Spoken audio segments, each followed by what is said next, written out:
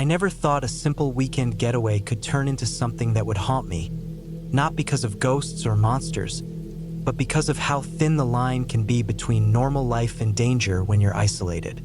I had found the cabin online, a small, weathered wooden structure deep in the woods, far enough from any town to feel private, but not so far that it was completely unreachable. The pictures made it look charming. A porch with a swing, a fireplace, and a small lake a few hundred feet away. I liked the idea of being alone for a couple of days, just me, the quiet, and the slow movement of time. The drive was long, longer than I expected. The last 20 miles were on a dirt road that twisted sharply through thick trees. The sun was dipping low by the time I arrived, casting long, dark shadows across the road and making the forest feel more solid, more alive. I parked near the cabin, got my bags, and walked up to the front door. The air was damp, carrying the scent of wet leaves and pine. I remember thinking how clean and calm it felt. There was no one around, no other cabins visible, no sounds other than the wind moving through the trees and a few distant birds. It was exactly what I wanted. The cabin itself was older than it appeared in the pictures. The wood was darkened with age, and a few boards on the porch creaked under my weight. I pushed open the door and stepped inside. The smell of old wood and dust hit me immediately, but it wasn't unpleasant. It smelled like a place that had lived a long time, like it had memories embedded in the floorboards and walls. I set my bags down and walked through the small living room. A couch with worn cushions faced a stone fireplace, and a small table sat near a window that overlooked the lake.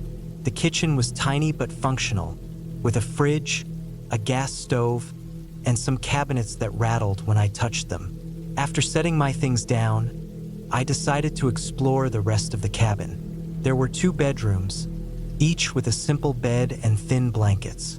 Nothing fancy, but enough to sleep. The bathroom was small, with a clawfoot tub and a sink with old brass taps. I turned on the water, tested it, and made a mental note that it worked fine. I could live like this for a few days, I thought. I could enjoy the isolation, the quiet, the feeling of being completely separate from the world. As the sun fully set, the shadows in the cabin grew long, and the forest outside became a solid black mass. I lit a lantern I had brought and sat at the table with a notebook and a pen. I wanted to write, to record my thoughts, and to enjoy the stillness before night fully settled. The first evening was peaceful. I cooked some pasta, drank a beer, and watched the water of the lake reflect the moonlight. It was quiet in a way that felt unusual, almost heavy, like the forest was holding its breath. I went to bed early that night. The bed creaked under me. The sheets smelled faintly of old detergent, and the floorboards groaned every time I shifted. Outside, I could hear branches snapping, probably small animals moving around. I closed my eyes and tried to sleep, but every small noise kept pulling me back to consciousness. Around 2 in the morning, I woke fully. There was a sound I hadn't noticed before. Not a loud noise, but a persistent scratching, like something dragging itself across the side of the cabin. My heart jumped. I stayed still, listening. The sound moved slowly from one side of the cabin to the other. I told myself it was probably a raccoon or a deer, something normal, but my mind wouldn't let me settle. I lay there, barely breathing, trying to hear if it was still moving. The scratching stopped, then started again, closer this time. I got out of bed quietly, grabbing a flashlight from the nightstand. I shone it out the window. The forest was dark, almost pitch black. I couldn't see anything moving. I opened the door to the porch slowly, the wood creaking under my feet. The flashlight beam cut through the darkness. Nothing. Not a shadow, not a shape, just the trees swaying in the wind. I closed the door and locked it. I double-checked the windows. Everything was fine. I convinced myself it was nothing, probably an animal. I went back to bed, but I couldn't sleep. My mind replayed the sound over and over, imagining every scenario. By morning, I was exhausted but relieved to see the sun. Daylight always makes everything feel safer. The next day, I decided to explore the surrounding woods. I had a backpack with water, snacks, and a map of the trails. The woods were dense, with tall pines and thick underbrush. The trail near the cabin was overgrown in parts, making it clear that not many people came this way. I walked for hours, enjoying the quiet, until I came across a small stream. I followed it for a while, noting the way the sunlight dappled the water. Everything felt normal, serene even. But as the sun started to dip, I realized I had walked further than I intended. I turned to head back, but something felt wrong. The trail was less distinct now, covered in fallen leaves and branches. I stopped, looked around, and realized I didn't recognize any of the markers I had passed earlier. Panic started to rise. I tried to retrace my steps, but every turn seemed the same. The forest felt endless. I had to calm myself. I stopped, took deep breaths, and pulled out the map. I tried to pinpoint my location. Hours passed. The sun went down faster than I expected, and soon the forest was dark. I could still see the sky through the trees, but the undergrowth became shadows that moved with the wind. I felt vulnerable, exposed. My flashlight helped, but its beam was narrow. Every snap of a twig made my heart jump. I reminded myself to stay calm, to focus on the trail and the markers I could remember. I walked carefully, trying to avoid making too much noise. Then I heard a low growl from somewhere to my left. My stomach dropped. I froze. The sound came again, closer this time. I didn't dare turn my head, but I could sense movement just beyond my vision. I remembered the bear warnings on the cabin's information sheet. I had seen signs of deer earlier, but this was different, heavier. I knew running could provoke it. I needed to stay calm. I started backing slowly, keeping my flashlight trained on the spot where the sound had come from. The growl stopped. I waited, every muscle tense. Then a rustle of leaves, closer this time. My mind raced through all the advice I had read. Make yourself look bigger, don't run, back away slowly. I whispered to myself, though there was no one to hear, trying to keep my voice low. The rustling moved closer, then paused. I took a deep breath and slowly turned around, shining the flashlight behind me. My heart skipped. A pair of reflective eyes stared at me from between two trees. It was large, easily the size of a full-grown bear, and it was watching me. I froze. It growled low, a sound that shook through my chest. I remembered the bear spray in my bag. Slowly, I reached for it, keeping my eyes on the creature. My hands shook. I readied it, but I didn't want to provoke it unless absolutely necessary. The bear took a step closer. I slowly raised my arms, trying to look bigger. It growled again. I stayed still, tried to breathe evenly. Then, for reasons I'll never fully understand, it turned and walked away. Not running, just turning and disappearing into the trees. I didn't move until I was sure it was gone. I retraced my steps as quickly as I dared, flashlight sweeping constantly, until finally, after what felt like hours, I saw the faint outline of the cabin. Relief washed over me, stronger than anything I had ever felt. I ran the last 100 feet, threw open the door, and locked it behind me. My legs were shaking, my hands raw from gripping the flashlight so tightly. I sat on the floor and just breathed. I knew I had been lucky, that things could have gone much worse. The rest of the weekend, I stayed close to the cabin. I didn't venture far into the woods. I checked every lock, every window, and made sure I had my flashlight and bear spray at all times. The quiet nights were still tense, every sound making me jump, but I felt safer inside the cabin than anywhere else. I realized just how thin the line was between enjoying nature and being at risk.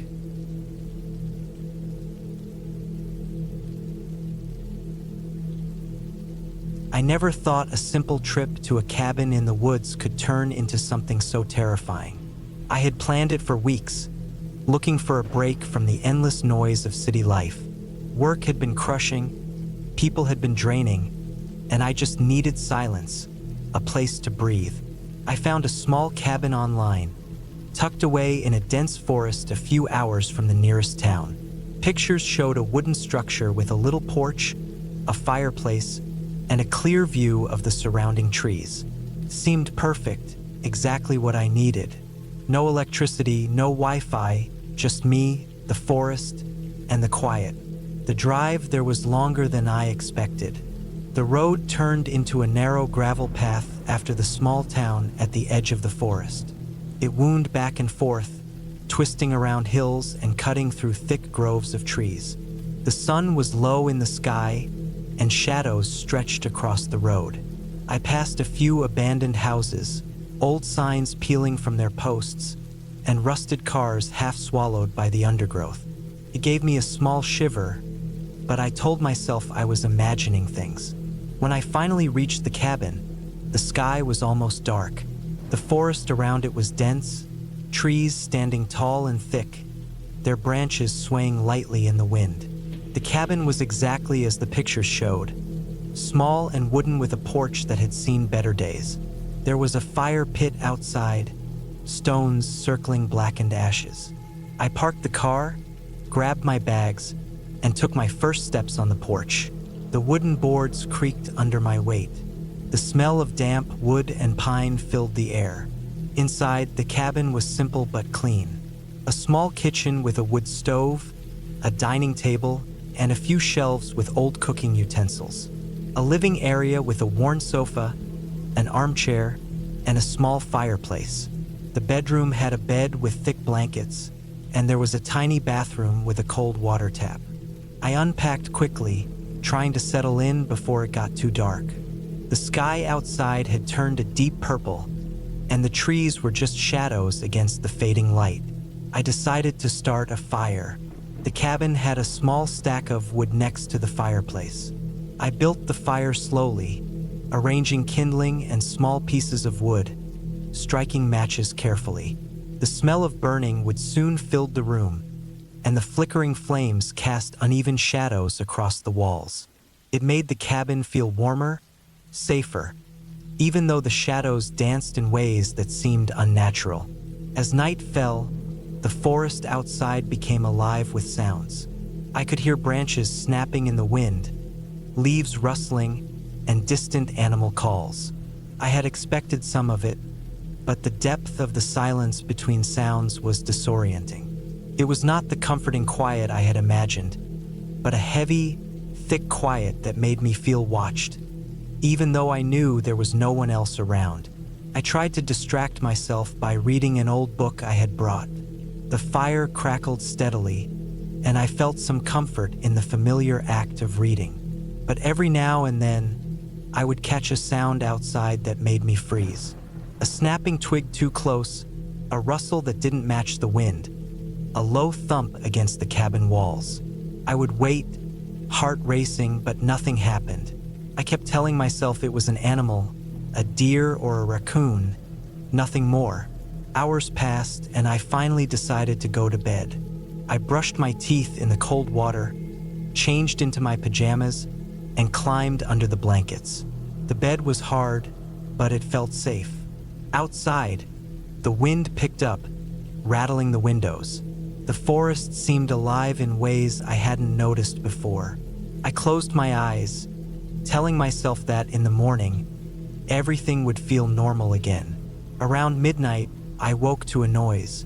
At first, I thought it was the wind, but then I heard it again, more deliberate this time. A soft, dragging sound coming from the porch. My heart jumped, and I froze under the blankets. The sound came closer, slow, deliberate. I could hear the boards creaking, the soft scrape of something heavy being pulled across the wood. I wanted to tell myself it was an animal, but it sounded too precise, too intentional. I stayed still, trying to listen. Then I heard it again, right outside the window. The dragging stopped, and there was silence. I could hear my own breathing, my pulse pounding in my ears. I told myself I had imagined it, that the wind or a branch had made the sound. But then I heard it again, this time a soft knock on the door. My stomach dropped. Someone or something was outside. I didn't move. I didn't have a weapon, just the small knife I kept for camping emergencies. The knocking came again, slower now, deliberate. I considered going outside to see who it was, but the thought of stepping into the dark forest alone made me sick with fear. I stayed under the covers, trying to make myself small, trying to tell myself it would go away. Hours passed. Couldn't sleep, listening to every sound. The wind, the trees, the occasional snap of a twig, but no one came inside. I stayed awake until the first light of dawn. The forest outside was still dense, but the shadows had lifted with the sun. I got up, heart still racing, and checked the door. Nothing. No footprints, no sign that anyone had been there. Only the wet boards of the porch, dark from the morning dew. I decided to explore around the cabin, hoping to calm myself. I walked carefully, noticing every detail. Broken branches, rustling leaves, the uneven ground. I realized the forest seemed quieter than normal, almost too quiet. I kept thinking I might see something moving between the trees, but nothing appeared. Still, the fear from the night before lingered. I checked the perimeter of the cabin, finding only signs of animals. A deer track, a raccoon footprint, nothing human. The day passed slowly. I stayed near the cabin, lighting the fire again, cooking a simple meal, and trying to focus on ordinary tasks. I chopped wood, cleaned the small kitchen, and even washed my clothes in the basin. Every now and then, I would hear a noise outside, but I tried to ignore it. By afternoon, I felt some sense of control returning. I could see the sun filtering through the trees, birds flying from branch to branch, and I began to believe that last night had just been a bad dream. That night, I was determined to sleep. I made sure all the doors were locked, the windows shut tightly. I kept the knife nearby and the fire burning. Hours passed, and this time nothing happened.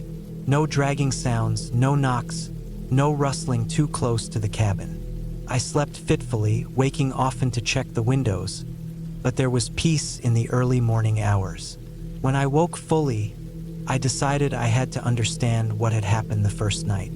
I checked the porch and the area around the cabin carefully. I noticed something I hadn't before: small marks in the mud near the steps. They looked like someone had knelt or crouched, not walking normally. The prints were faint but human. I felt a chill run through me. Someone had been outside that first night, waiting, watching. I spent the next day cleaning, preparing for my departure. I kept the fire going, made sure everything was tidy, and walked the area again. I found more evidence of human presence. Faint footprints leading into the woods and then stopping. No one had come inside, but someone had been close, too close. The realization made my stomach churn. I packed my bags early, ready to leave before nightfall. Driving back, I stayed alert the entire way. Every noise on the gravel road made me tense. Every shadow in the trees seemed to move. I didn't stop until I reached the safety of the town and the familiar sight of other people. I called the local ranger station, reporting the strange activity around the cabin, describing the footprints and the sounds. They told me no one had been reported in that area, but they advised me to stay away from the cabin for a while, at least until they could check it. I never went back. The fear stayed with me for a long time, the memory of that first night in the cabin lingering. It was a stark reminder that isolation can magnify every sound, every movement, and that sometimes the scariest things are the ones you don't see but only sense.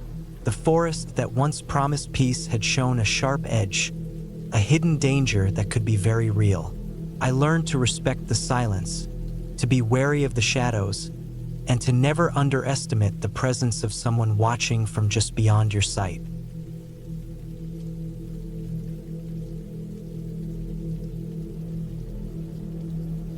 had been driving for hours when I finally reached the small dirt road that led to the cabin. The map on my phone showed a winding path through dense woods, with no sign of civilization for miles. The sun was low in the sky, painting everything in dull oranges and deep shadows. I had come to this cabin on a solo trip, hoping for a few days of quiet, away from the constant noise of the city. I had been exhausted from work, from life, and I thought this isolation might give me a sense of peace. I never imagined it would become one of the most unnerving experiences of my life. The cabin itself was tucked between tall pines, far enough from the main road that it felt like it existed in its own world. From the outside, it looked abandoned, though intact. The paint was faded, the porch boards creaked under the weight of years, and there were streaks of dirt along the sides. I parked the car on the uneven driveway and unloaded my backpack. The first thing I noticed was how silent it was. Not just quiet, but a heavy, unnatural silence that seemed to press in from all sides. The usual forest sounds, the birds, the rustling leaves, the distant chirps of insects, were almost absent. The only sound was the crunch of my boots on the gravel. I unlocked the cabin door, which had a thick, iron key that I had found in the small lockbox the previous owner had left instructions for. Inside, the cabin smelled of dust and old wood, with a faint tang of mildew. The furniture was sparse but functional. A wooden table, a few chairs, a small bed in the corner, and a stove that looked like it hadn't been used in years. I set my bag down and began inspecting the place. The windows were grimy but unbroken. The floorboards groaned under my weight, and the walls had deep scratches in the wood, like long, deliberate marks. I shrugged it off, telling myself it was just age. I unpacked my supplies and made a small fire in the stove, even though the evening was not yet cold. Watching the flames lick the metal and cast flickering shadows on the walls gave me a strange sense of comfort. The shadows danced across the rough surfaces of the cabin, creating patterns that seemed almost alive. I told myself repeatedly that it was just my imagination, but I couldn't shake a faint feeling of being watched. As darkness fell outside, the forest grew almost completely silent.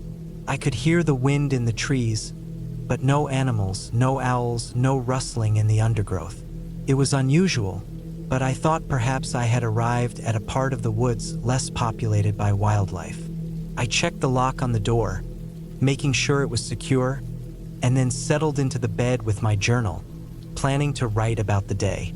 That was when I first noticed it, a faint tapping sound from outside. At first, I thought it was a branch brushing against the cabin, but the pattern was too rhythmic, deliberate. Tap, tap, tap. Top, purse, top. It didn't match the natural randomness of falling twigs. I tried to ignore it, focusing on my writing, but the tapping continued. I slowly got up and moved to the window, looking out into the darkness. The forest was impenetrable in the night, a wall of black shadows. I could see nothing. The tapping stopped the moment I moved, and I felt a flicker of relief. Maybe it had been the wind. Maybe I was just imagining it. I tried to sleep, but I couldn't.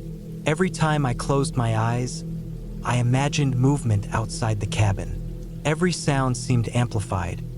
The creak of the floorboards, the distant snap of a branch, the rustle of leaves. By midnight, I couldn't take it anymore. I got dressed and decided to walk around the cabin to see if anything was nearby. The forest was darker than I had imagined. My flashlight cut a small circle of light in front of me, illuminating tree trunks and fallen leaves. The night air was cold, and the smell of damp earth was strong. As I circled the cabin, I noticed something that made my stomach twist: fresh footprints in the dirt. They were human, bare feet, heading toward the back of the cabin. I froze, trying to convince myself they were old or that an animal had somehow made them, but the size and shape were unmistakable. I ran back to the door, heart hammering, and locked it.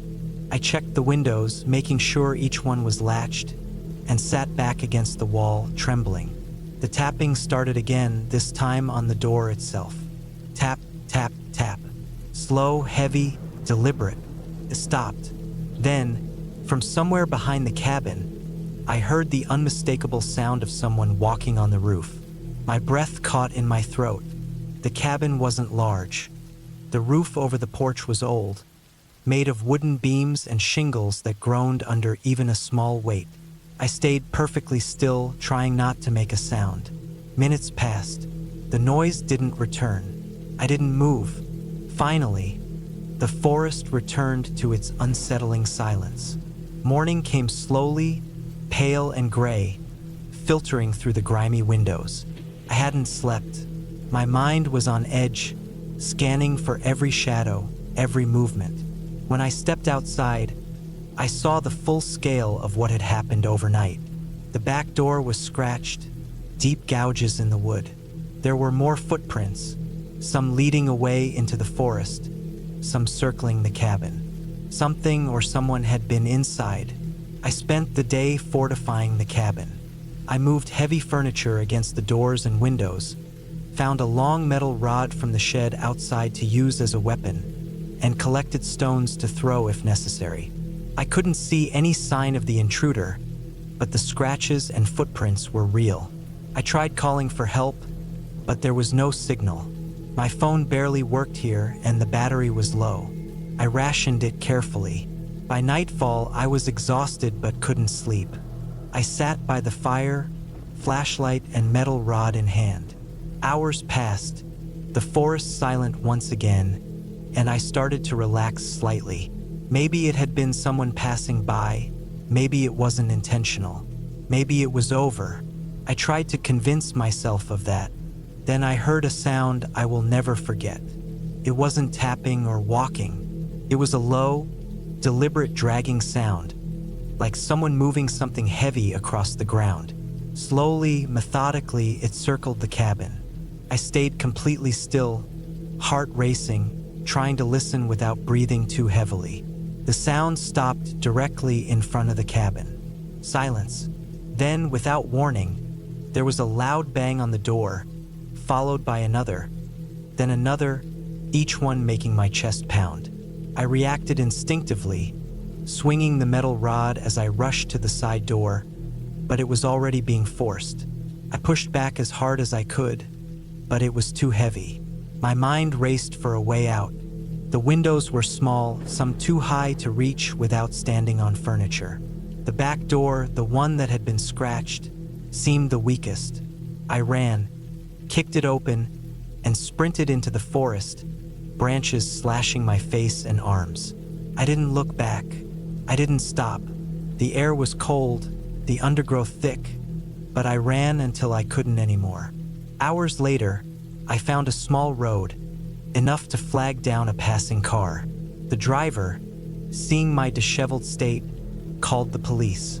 I tried to explain, but they were skeptical. When they finally came with me to the cabin during daylight, there was no sign of anyone. The scratches on the doors were still there.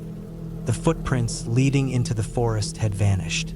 Nothing to indicate what had happened. They suggested maybe I had been imagining things, sleep deprivation, stress. I didn't argue, but I knew what I had seen, what I had heard. I never went back to that cabin. I sold the property shortly after, unable to stay near it. Sometimes, even months later, I would wake in the night, convinced I could hear tapping on the walls, someone walking on the roof, dragging something heavy across the floor. But I also learned something vital. I had survived because I trusted my instincts, because I acted immediately, because I refused to stay passive. That experience changed the way I approached isolation, and it forced me to respect the quiet spaces in nature in a way I had never done before. Even now, I think about the footprints, the scratches, the dragging sounds. I have no answers. I will never know who or what was there. But the relief of surviving, of making it out without being caught, is clear and undeniable.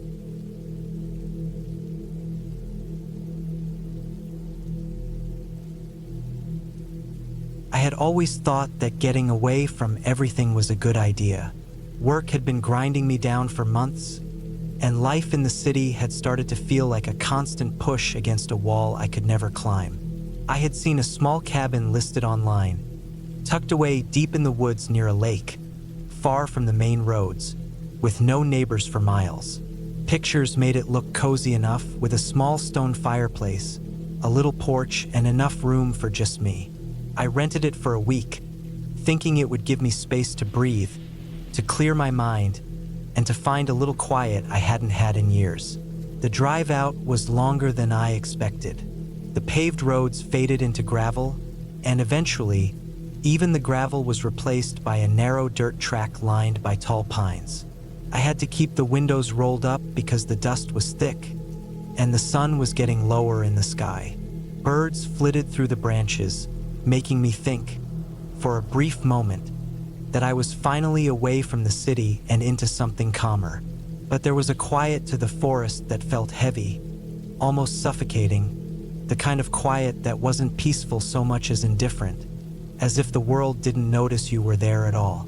When I finally saw the cabin, it was smaller than I expected, but not in a bad way. The wood was weathered and dark, the porch sagged slightly on one side, and a thin trail of smoke curled from the chimney. There was no electricity running into it, no cell service either, which was part of the appeal. I parked my car on the narrow patch of flattened earth in front and grabbed my bags. The air was cool, the faint smell of pine mixing with the dampness of the soil, and I felt a thrill of relief. Finally, I could be alone. Inside, the cabin was simple but livable. A small kitchen with a gas stove, a table with 2 chairs, a couple of shelves filled with old cooking utensils and jars of things that might be sugar or might be flour, and a tiny living area with a couch that looked like it had been slept on many times. The fireplace dominated one wall, made of uneven stones that looked like they had been stacked carefully decades ago. A narrow staircase led up to a loft where the bed waited, small and firm, with a single window facing the trees. The place smelled faintly of wood smoke and something older, maybe mildew, but not unpleasantly so. I unpacked slowly, putting clothes into a small dresser, setting up my notebook and a few books on the table. I wanted this to be a place to think, to write, to plan a life where I didn't feel constantly worn down. After setting up, I went outside onto the porch, taking a deep breath and looking at the trees. The forest stretched in every direction, tall and darkening as the sun fell. Birds had mostly disappeared, replaced by the occasional rustle of leaves as small animals moved through the underbrush. The lake was hidden at first, but when I followed a narrow path from the cabin, I could see its surface glinting dimly in the last light of the day. The water was still, perfectly calm, reflecting the trees on the opposite bank like a dark mirror. Night came fast. Without streetlights or passing cars, the darkness was absolute. Inside, I lit a few candles and built a small fire in the fireplace. The flames gave off a warm glow, and I felt the tension in my shoulders start to loosen. I ate a simple dinner from the cans I had brought, and then I sat in front of the fire with a notebook, writing about everything that had been building up inside me. The stress, the monotony, the constant noise of the city that never allowed me to hear my own thoughts. Hours passed. Outside, the sounds of the forest changed. The small rustles of animals were replaced by occasional snapping branches, heavier and slower, as if something larger was moving beyond the treeline. I told myself it was deer, or maybe a raccoon, but the hair on my arms prickled. I closed the curtains of the cabin and tried to concentrate on my notebook, forcing myself not to think about what was out there. Sleep came reluctantly. I lay in the loft, the mattress firm beneath me, my breath visible in the cool air. The wind began to rise outside, and the trees bent and groaned, brushing against each other. Every creak of the cabin made me tense, every gust of wind against the roof sounding like someone walking across it. At some point, I woke to the faint smell of smoke and the distinct sound of my own heartbeat pounding in my ears. I lay still for what felt like an hour, straining to hear any sound, any indication of what might be out there. The next morning, I woke early. My nerves hadn't settled, and a thick layer of frost had formed on the windows.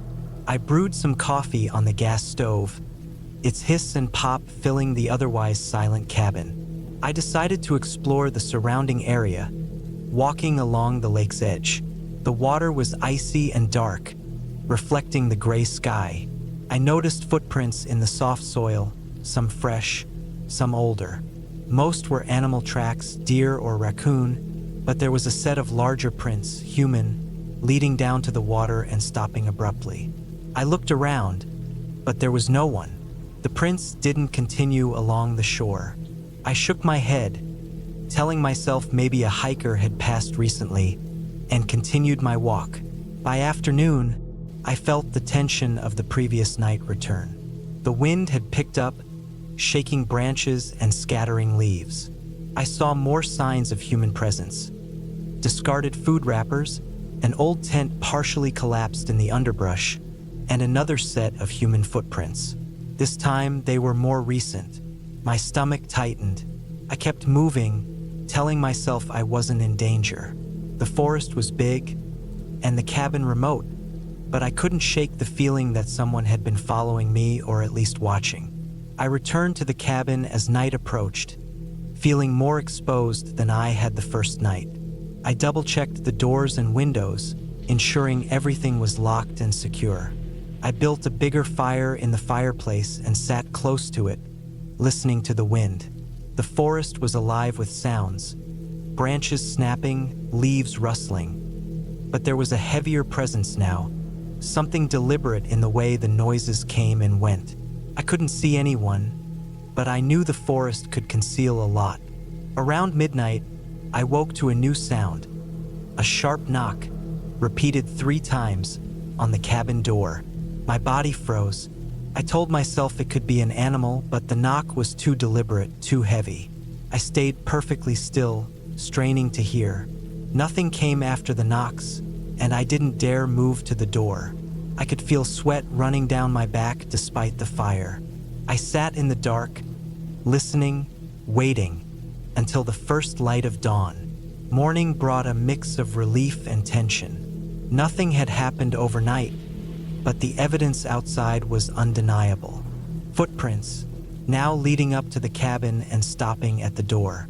I packed everything I had brought, ready to leave, but I knew the forest roads could be treacherous, especially if someone was watching. I waited until late morning, keeping an eye on the trees. When I finally saw my car, I bolted down the dirt track, leaving the cabin and the forest behind, heart pounding. I didn't go back for months. Eventually, I learned that the cabin had been a spot for squatters and hikers who didn't always leave. People had broken in before, taking supplies, sometimes staying for days without anyone noticing. I had been lucky. The experience stayed with me, though, a reminder that the world outside civilization is vast and indifferent, and that being alone can be more dangerous than I had ever imagined. Even now, I think about the cabin when I need space, but I never consider going back. Some places, no matter how peaceful they look, hold risks you can't always see. I had wanted solitude, but I found something else entirely, a lesson in vigilance. A taste of the kind of fear that comes from knowing someone could be watching without ever making a sound. That week changed me. It made me appreciate the safety of home, the noise of the city, the fact that people are around, even when you wish they weren't.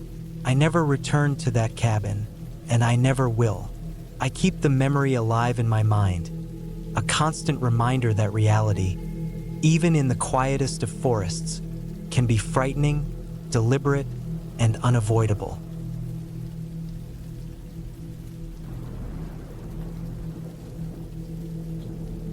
I had been planning this trip for months, a solo escape from the city into the deep, untouched forests of the northern mountains.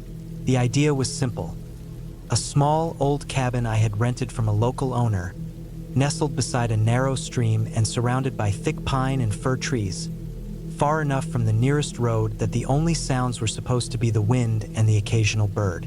I imagined the peace, the quiet, the break from the constant noise and demands of city life. I did not imagine fear. I did not imagine how quickly isolation could turn from calm to terrifying. The drive had been long and exhausting. The road narrowed to a dirt track after the last town, and I had to maneuver carefully past overgrown brush and fallen branches. When I finally saw the cabin, it appeared smaller than in the photos online. Its dark wood siding weathered, moss creeping along the edges of the roof, and a thin wisp of smoke curling lazily from the stone chimney. The air smelled clean, sharp with pine, and the sound of the stream was faint but constant. I parked, unloaded my gear, and went inside. The cabin was simple. A main room with a small wood stove, a table, 2 chairs, a narrow loft with a mattress, and a small kitchen corner. Everything seemed in order. The owner had left a note. Firewood is outside. Water is safe from the well. Enjoy the silence. I spent the first day arranging my supplies, gathering firewood, and walking around the immediate surroundings. The sun was high, the forest vibrant with the noise of birds and insects. I felt a small thrill at being completely alone, disconnected from phones, emails, and the constant pull of other people. At night, the forest transformed. The wind blew harder, making the trees sway and creak. Shadows stretched unnaturally across the cabin walls as I lit the stove and settled into a chair with a notebook. I wrote down my plans for the next day, the route I intended to hike, and a list of things I needed to check on. The small footbridge across the stream, the meadow where I hoped to see deer, the ridge that promised a wide view of the mountains.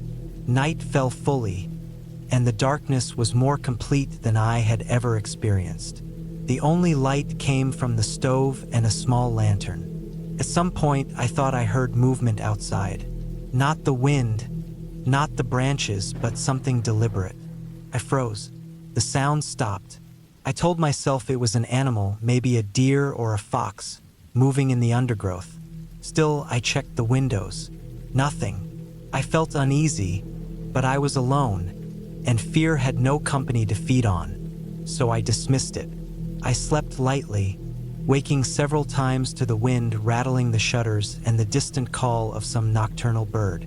The next morning, I prepared breakfast and packed my backpack for the hike. I wanted to go to the ridge first, so I set out along a barely visible trail that twisted through thick undergrowth, crossing small creeks and stepping over exposed roots. The forest was dense, shadows pooling beneath the trees even though the sun was high. Hours passed as I climbed, the terrain growing rougher and more isolated. I felt a thrill in the physical challenge, but also a creeping tension. Every crack of a branch, every rustle of leaves, seemed louder than it should be. By the time I reached the ridge, I was exhausted, but the view was breathtaking. Mountains stretched endlessly, forests spilling down into valleys, streams glinting like silver threads. I sat for a long time, breathing heavily, soaking in the sight.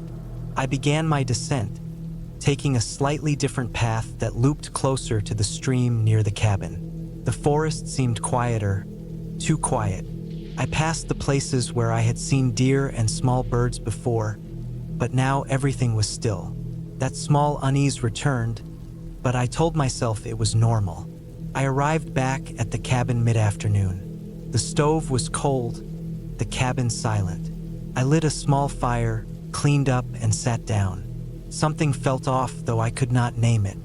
It was a subtle shift in the air, a faint pressure, as if the forest had changed while I was gone. I tried to relax, but my gaze kept drifting to the windows, to the dark forest beyond.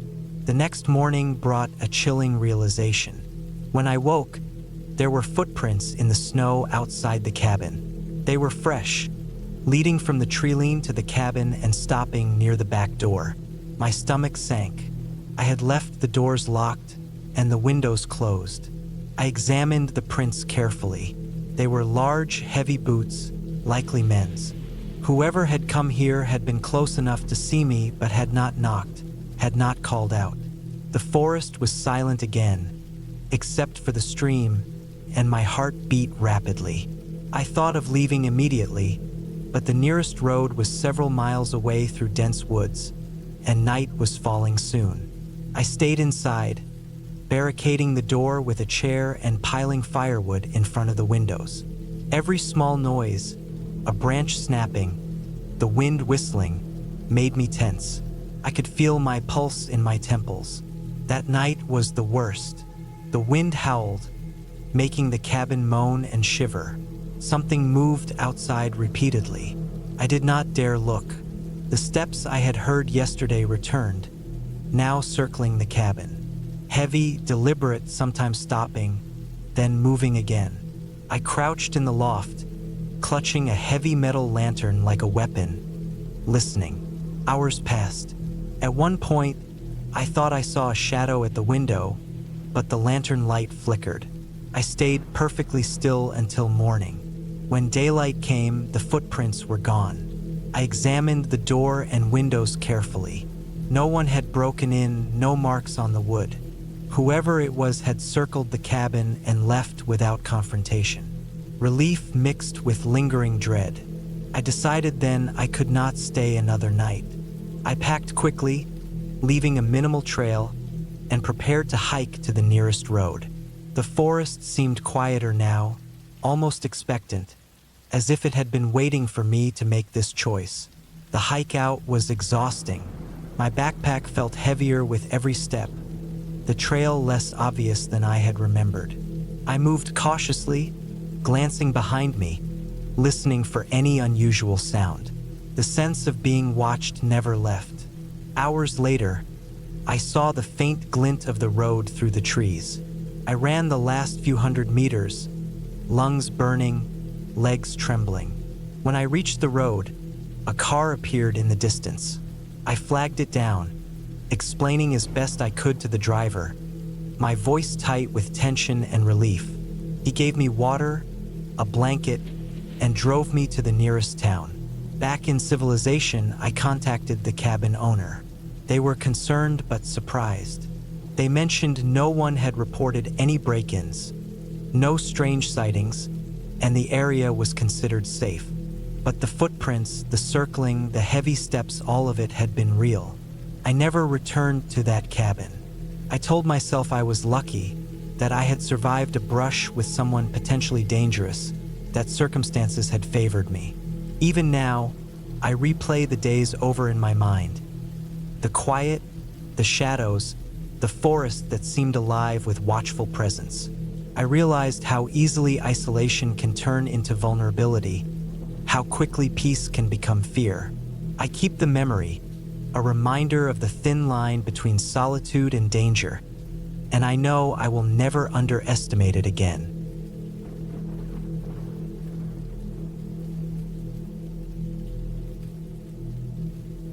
I had always liked the idea of being alone in the wilderness, away from the constant buzz of the city, the unending noise of traffic, and the subtle stress that always seemed to cling to me. A cabin in the woods seemed perfect for that. I found one online, tucked deep in the mountains of northern Maine. It wasn't fancy, but it was isolated, which was exactly what I wanted. The pictures showed a small wooden cabin, weathered by years of rain and snow, sitting on the edge of a forest clearing with nothing but trees and a small creek nearby. The porch was covered in moss, and the chimney had clearly seen better days. But that didn't matter to me. I didn't want luxury. I wanted solitude. I arrived in the late afternoon, after a long drive that had taken me through narrow, winding roads lined with tall pines and birches. The sun was low in the sky, casting a golden glow over the landscape. I parked my car on a small dirt path that led up to the cabin. The air smelled of wet leaves and pine sap, sharp and clean. I grabbed my bag, which had been packed with basic food, water, and the bare essentials for a week alone. The cabin sat quiet and still, the kind of quiet that felt like it was pressing against your ears. The first thing I noticed was how empty the place was. There was a small kitchen with a propane stove, a tiny living area with a wooden table and chairs, and a single bed pushed against the far wall. A thin layer of dust covered the surfaces, and the floorboards creaked under my weight. Everything smelled faintly of damp wood and old smoke. I set down my bag and went outside to look around. The forest stretched endlessly in all directions, and the creek gurgled softly a few feet from the cabin. Birds darted through the trees, and the occasional rustle of small animals in the underbrush reminded me that I wasn't completely alone. I unpacked slowly, taking my time to settle in. I filled a small container with water from the creek after boiling it on the stove.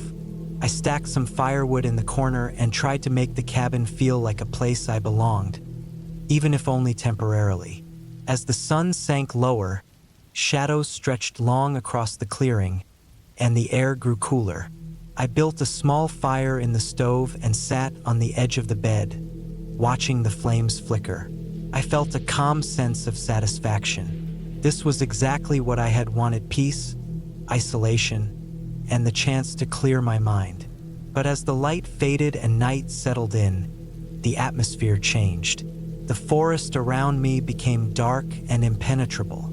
The familiar sounds of birds and insects faded, replaced by the soft, almost imperceptible noises of night creatures moving through the undergrowth. I could hear twigs snapping, leaves rustling, and a low, distant sound that I couldn't quite identify. My chest tightened slightly, and I reminded myself that this was normal. Animals were active at night. There was nothing to fear. I tried to sleep, but the thin walls of the cabin made it impossible to completely shut out the noises of the night. Every crack in the wooden floor, every gust of wind against the siding, made me jump. At one point, I thought I heard someone walking outside. I froze, straining to listen. The steps were slow and deliberate, moving closer to the cabin, then stopping abruptly. My heart raced. I had to remind myself that this cabin was isolated. No one knew I was here. I had locked the door. Could just be an animal. But the sound had been too deliberate, too heavy, to be a deer or a raccoon. Night stretched on, long and silent except for the occasional creak of the cabin settling. Morning brought little relief. The forest looked calm and peaceful in the sunlight, but the unease from the night lingered. I spent the day exploring the immediate area around the cabin, trying to rationalize what I had heard. There was no sign of footprints near the cabin, only the usual small tracks of rabbits and squirrels. I told myself again that I was overreacting. That night, I made sure to lock every window and barricade the door with a chair. I sat close to the stove, the fire crackling and sending shadows dancing across the walls. Around midnight, the sounds began again. This time, I could hear something moving in the trees, branches snapping under heavy weight. Then came a low thud at the side of the cabin, followed by another. My stomach dropped. Whoever or whatever was out there was large. My rational mind raced through the possibilities. A bear, a moose, a person. But it didn't sound like an animal. The thuds were measured, careful, almost as if someone knew I was inside and was testing the structure. I grabbed a heavy metal pipe that I had brought along for protection, my hands trembling. I tried to convince myself to stay calm, to wait for morning, to rationalize it. But sleep was impossible. I spent hours listening, barely moving, hearing more noises outside that I couldn't identify. Sometimes the thuds were accompanied by a dragging sound, like something being pulled along the ground. My imagination ran wild, picturing someone trying to force their way in, someone who had been watching me. By the third night, I was exhausted. I had barely eaten, barely slept, and my mind felt frayed. The noises continued, unpredictable but constant. I began noticing small signs that made my stomach churn. A branch broken in the yard that hadn't been there the day before. The door, which I had locked carefully, seemed slightly shifted. Something was wrong. I couldn't ignore it any longer. I decided I needed to leave to get back to civilization before it was too late. I packed quickly, trying not to make noise. I grabbed my bag, my pipe, and my few supplies, and I moved toward the car. The forest seemed different now, menacing in a way it hadn't during the day. Every shadow seemed alive. The ground was slippery from the frost, and every step I took made a crunch that sounded deafening in the quiet. As I approached the car, I froze. There were tracks in the dirt, fresh and large, leading from the treeline to the cabin and then circling around. They weren't animal tracks. They were human. Panic surged through me. I fumbled with the keys, my hands shaking uncontrollably. I could hear something moving behind me, breaking branches, moving closer. I didn't look back. I slammed the door shut, started the engine, and drove off the narrow dirt road as fast as I dared. The forest seemed endless, but eventually, the road opened onto a small highway. The normal sounds of the world, cars, distant voices, the hum of electricity, were a relief I didn't know I'd needed. I called the local authorities once I was safely away, reporting the cabin and the tracks. They told me they would send someone to check it, but I knew I wouldn't go back. The thought of returning made my skin crawl. I later learned that the area had a history of people using abandoned cabins as hideouts, sometimes for criminal activity, sometimes for vagrancy. I had unknowingly stumbled into one of those areas, and I had gotten lucky. In the following days, I tried to process what had happened. The forest had seemed peaceful, even beautiful, but that beauty had been a cover for something dangerous. I realized that isolation, which I had craved, had made me vulnerable. The experience left me shaken, hyper-aware, and deeply grateful for the safety of other people. I never returned to that cabin. The memory lingered in my mind for years, a stark reminder that nature is indifferent, and that human danger can hide where you least expect it.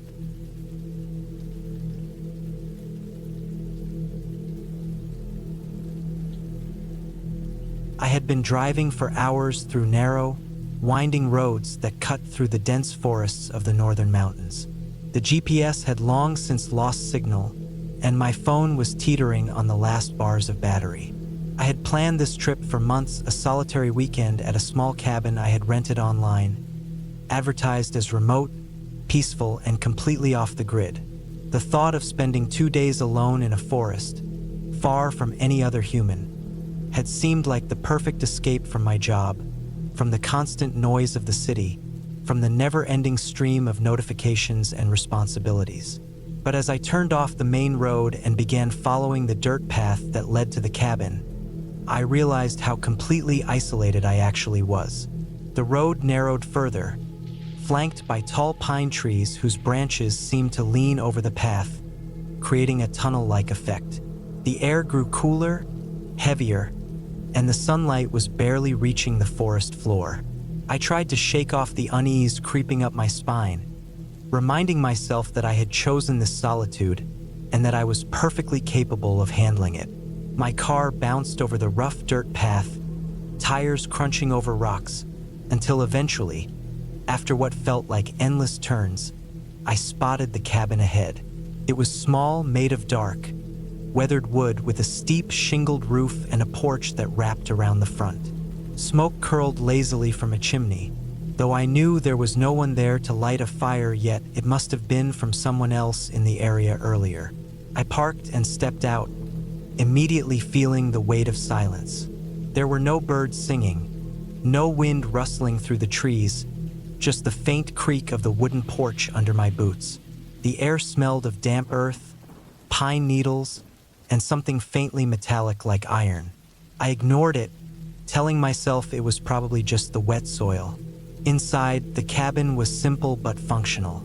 A small kitchen with a sink and a gas stove, a table with 2 chairs, a couch that sagged in the middle, and a fireplace. The bedroom had a single bed, a thin mattress, and a small dresser. There was running water, though the faucet gave a low, rattling sound when I turned it on. I unpacked my bag, set down my supplies, and decided to explore the small area around the cabin before it got dark. The forest immediately around the cabin was thick with underbrush. I stepped carefully, trying not to trip over roots or rocks hidden beneath the dead leaves. Birds and insects were eerily absent, as if the forest had been drained of sound. As I walked farther, I noticed a faint trail that seemed to lead downhill toward a small creek. I followed it, trying to keep my bearings, but soon realized the path was less of a trail and more of an animal track. The creek was narrow, with clear, cold water trickling over moss-covered rocks. I knelt to drink some, the water tasting fresh but biting cold, and that's when I first noticed its footprints along the muddy bank, large, irregular, and fresh. I froze. They weren't human. Too large, too heavy, deep in the mud. The hair on the back of my neck stood up. My rational mind tried to explain it away, maybe a deer, maybe a large dog, but the prints were too wide, too round, and spaced oddly. I felt a flicker of panic, but tried to remain calm. I marked the location in my mind and returned to the cabin, hoping that once night fell, whatever had made the prints would simply stay away.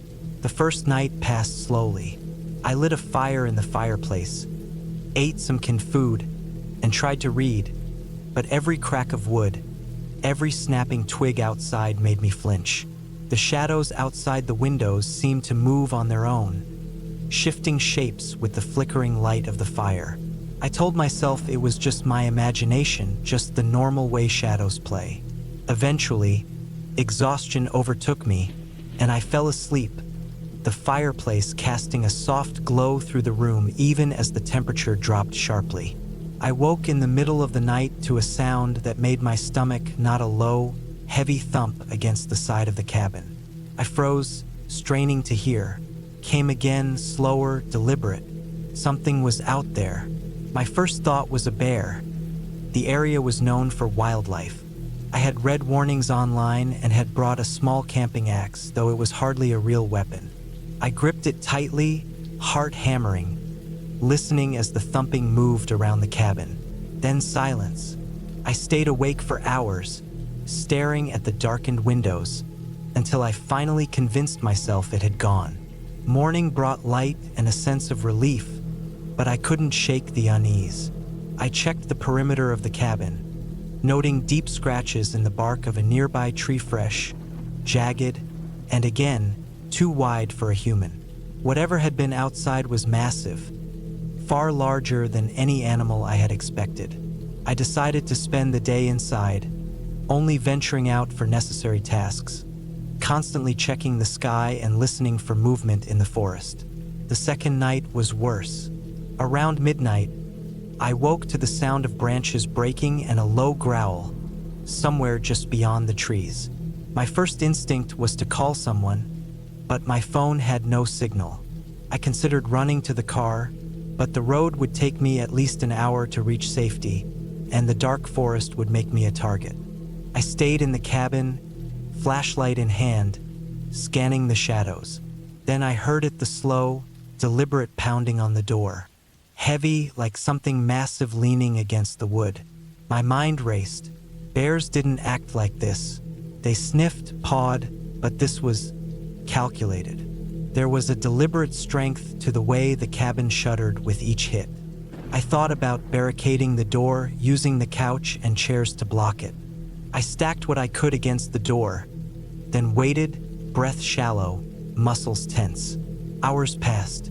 The pounding stopped, replaced by scratching, almost like claws dragging across wood. I stayed frozen, heart thundering, until I finally fell into a restless, uneasy sleep as dawn began to break.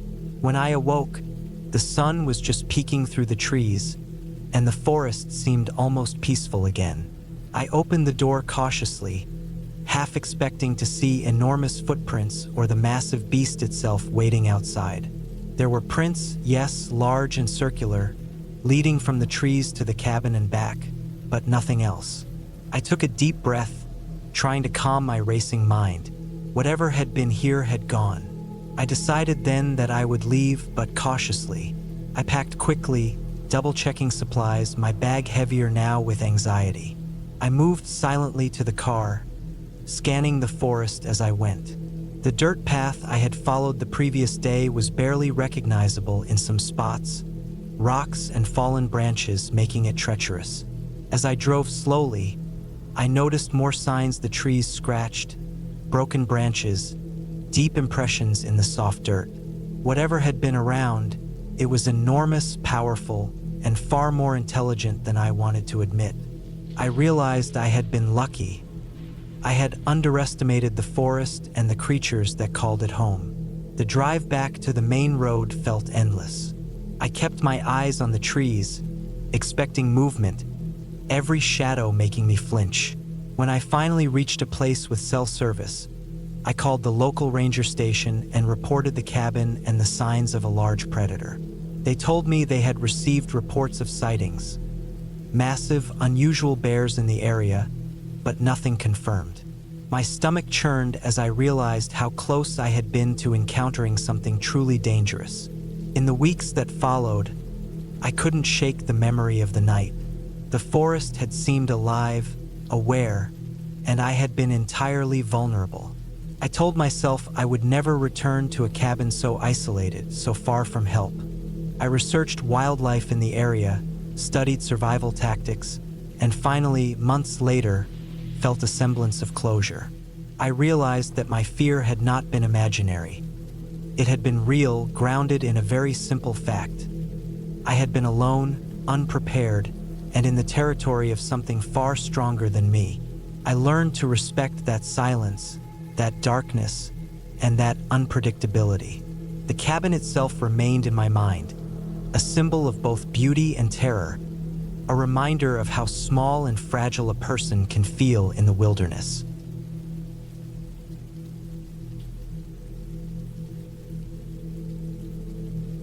I had planned this trip for months.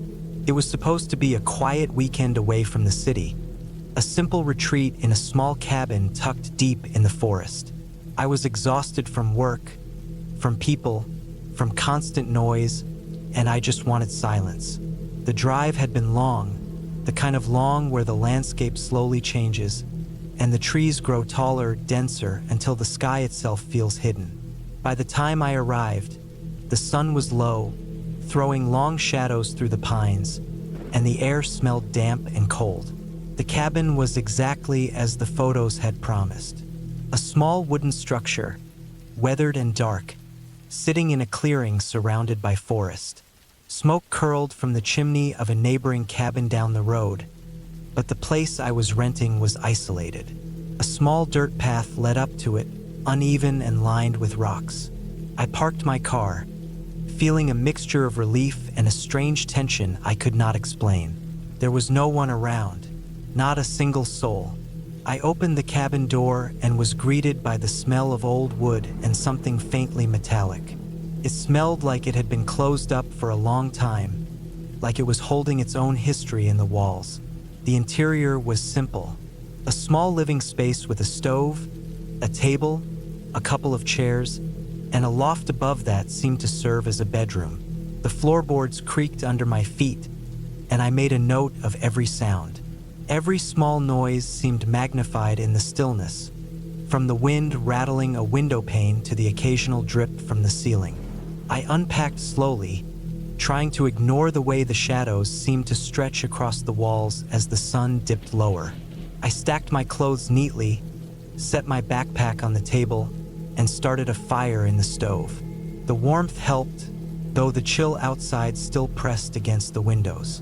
I cooked a small meal, the smell of burning butter and onions filling the cabin. Even in this simple act, I felt a strange, nervous energy.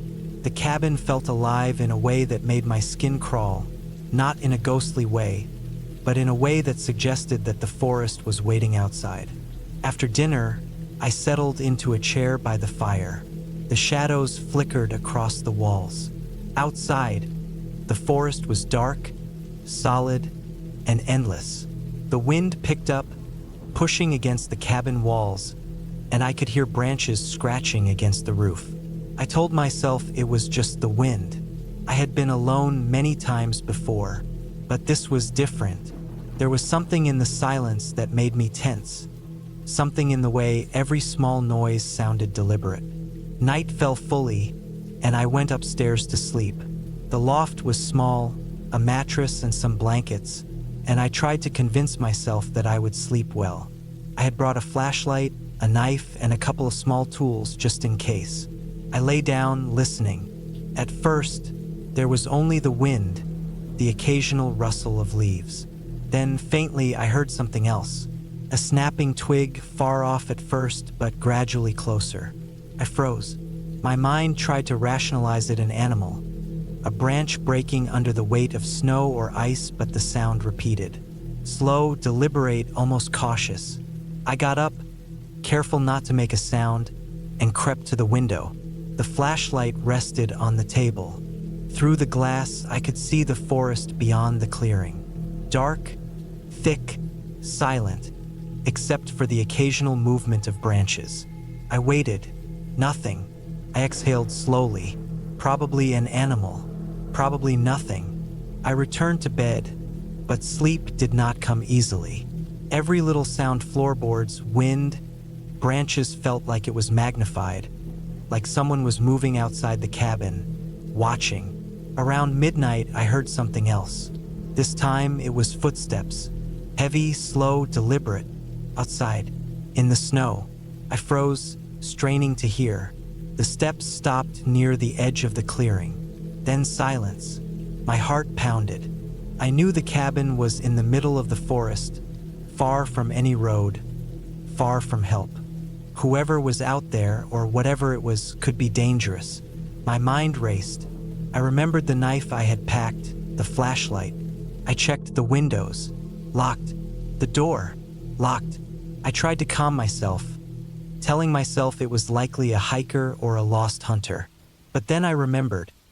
The driveway to the cabin had tire tracks that ended at my car. Whoever was out there would have had to hike a long distance through snow to reach me. The footsteps started again, this time circling the cabin. I could hear the crunch of snow under boots, the sound deliberate, slow. My stomach sank. I realized that if someone wanted to get in, they could do it. The windows were old, the wood thin. The door, though sturdy, could be forced. Panic set in. I grabbed my flashlight, my knife, and slowly, silently crept downstairs. I checked every possible entry point, my breath shallow, my hands shaking. Everything seemed secure, but the noise continued, circling the cabin, occasionally pausing, almost as if they were listening. I decided to wait. I stayed in the kitchen, near the stove, flashlight in hand, knife within reach. Hours passed. The footsteps stopped once, then started again. It was exhausting. At some point, I realized I had not slept at all, just sitting in terror as shadows moved outside, even though I could not see anything clearly in the darkness. Dawn finally approached, the faint light brushing against the trees. The footsteps had stopped during the night, and for the first time, I dared to step outside. The snow was undisturbed around the cabin except for one set of tracks. They had circled the cabin, and now, in the daylight, I could see that they led off into the forest. The prints were large, heavy boots. There was no indication of who had left them, no faces, no clues except the single path into the trees. My relief was tempered by fear. Whoever had been out there could still be nearby. I packed my things quickly, deciding to leave as soon as possible. I didn't eat breakfast. I didn't linger. The drive back was long, tense. Every noise from the car, every shadow on the road, made me jump. I could not get the feeling of being watched out of my head. Once I reached the highway, though, the tension eased slightly. Civilization, the lights, the other cars. Nothing was chasing me. I stopped at a gas station just to calm down, to feel normal again. I bought coffee, food, and sat for a long time just breathing. Later, after returning home, I thought about what had happened. The police could not do much without evidence. I knew it had been real, though, the fear, the footsteps, the feeling of being stalked.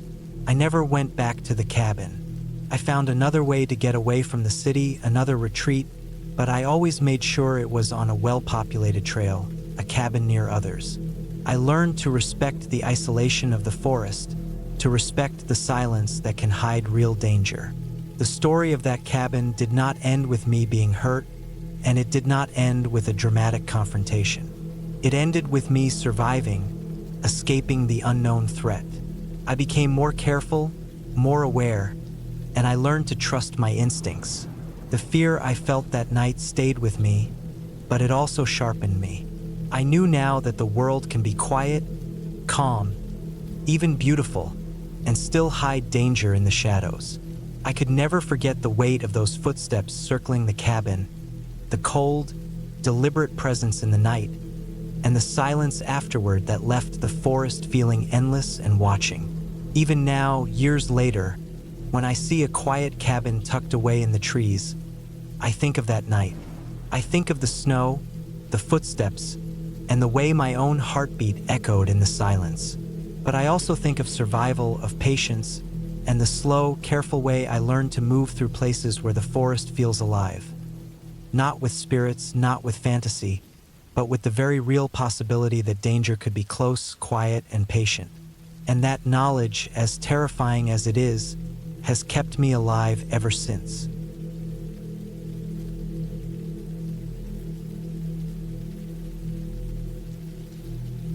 I had been driving for hours along narrow, twisting roads surrounded by dense forest, the kind of place where the sun barely touches the ground even at midday.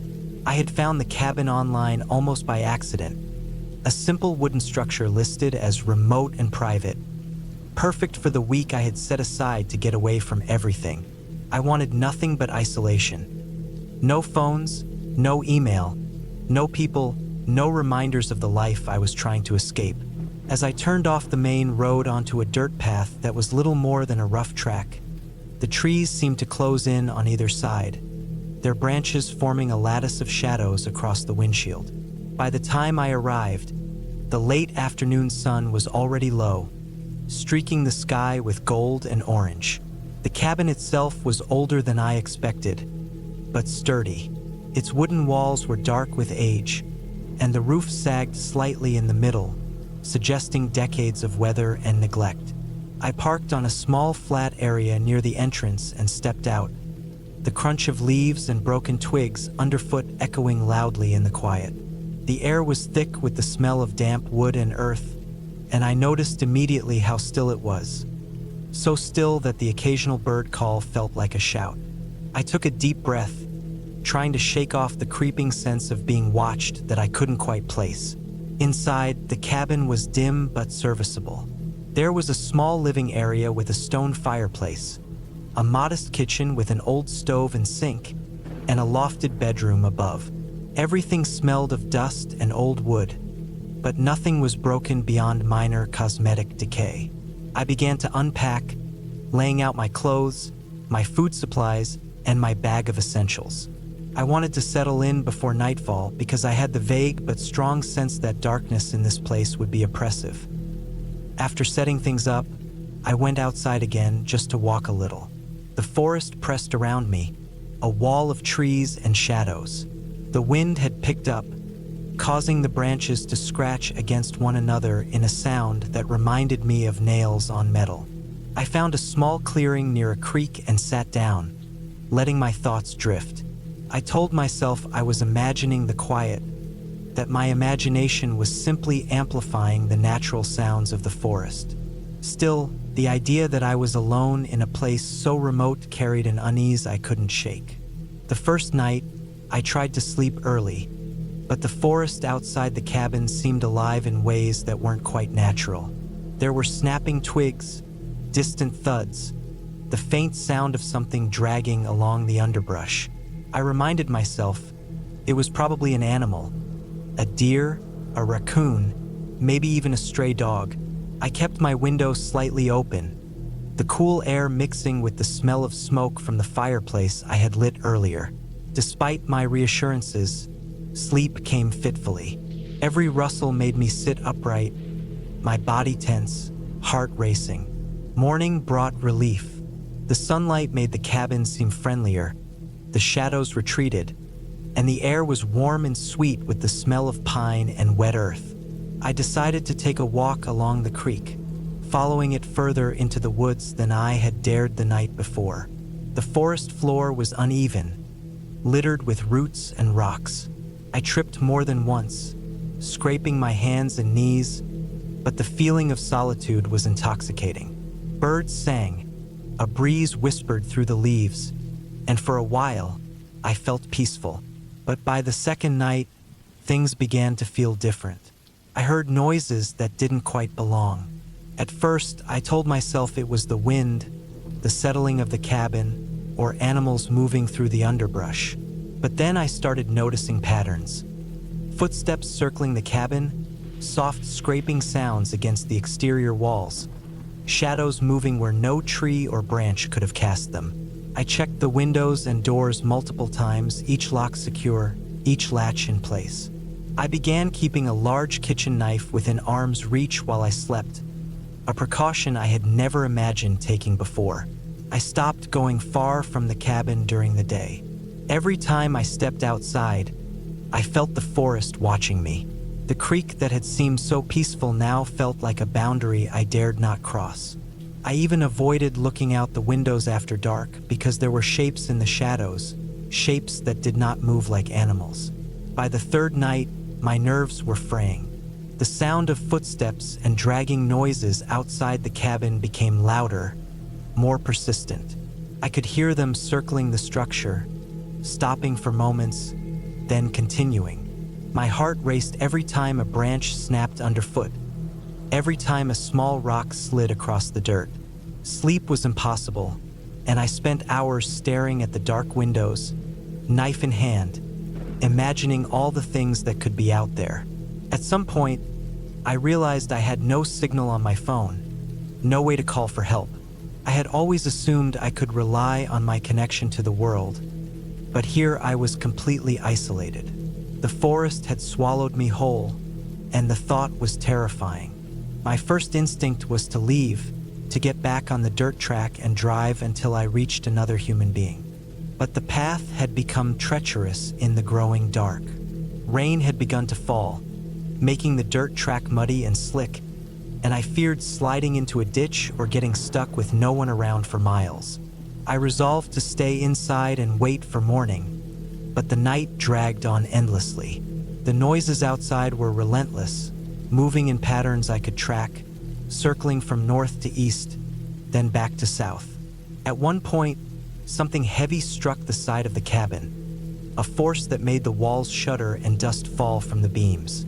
I pressed myself against the far wall, knife raised, trying to calm my breath, listening as the forest seemed to pulse around me. When dawn finally came, it revealed the aftermath. The side of the cabin had a deep dent, some of the siding splintered and cracked. Footprints surrounded the building, large and oddly shaped, leading into the woods and back. I knew they weren't animal prints, too large, too deliberate. I stayed inside, not moving, watching as the morning mist hovered among the trees, hiding the tracks in the undergrowth. I spent the entire day inspecting the cabin, fortifying doors and windows with whatever I could find. I nailed boards across weak spots, checked the locks, and even moved furniture against the doors. I stayed inside, only leaving briefly to gather water from the creek and food from my supplies. Each time I stepped outside, the forest seemed to stretch and move, as if watching me, waiting for me to make a mistake. Night fell again, but this time I felt more prepared. I stayed awake for hours, listening, observing, ready for anything. The footsteps returned, but I was ready. I did not panic. I stayed hidden behind a barricade of furniture, knife ready. And then, as I listened, I realized the pattern of the footsteps began to change. They hesitated at points I had reinforced, moved slower, and eventually retreated entirely. Morning came again, and with it clarity. Whoever or whatever had been circling the cabin had left, leaving no trace beyond a few scattered footprints fading into the forest. I realized I had survived not because of luck, but because I had remained calm, observant, and prepared. I packed my belongings quickly that morning, leaving the cabin in a state of semi-fortification for anyone who might come after me, and took the dirt track back to the main road, keeping a careful watch for anyone following. When I finally reached civilization, the sense of isolation and fear began to fade, replaced with relief and reflection. The cabin had been a test, in a sense a harsh reminder that nature and isolation could expose vulnerability in ways modern life rarely allowed. I understood now that it wasn't a supernatural threat, just the raw, pressing reality of being truly alone in a remote, unpredictable environment. I learned the value of vigilance, preparation, and calm in the face of fear. And though I would never return to that cabin, the experience left me with a clarity and respect for the wilderness that I carry to this day.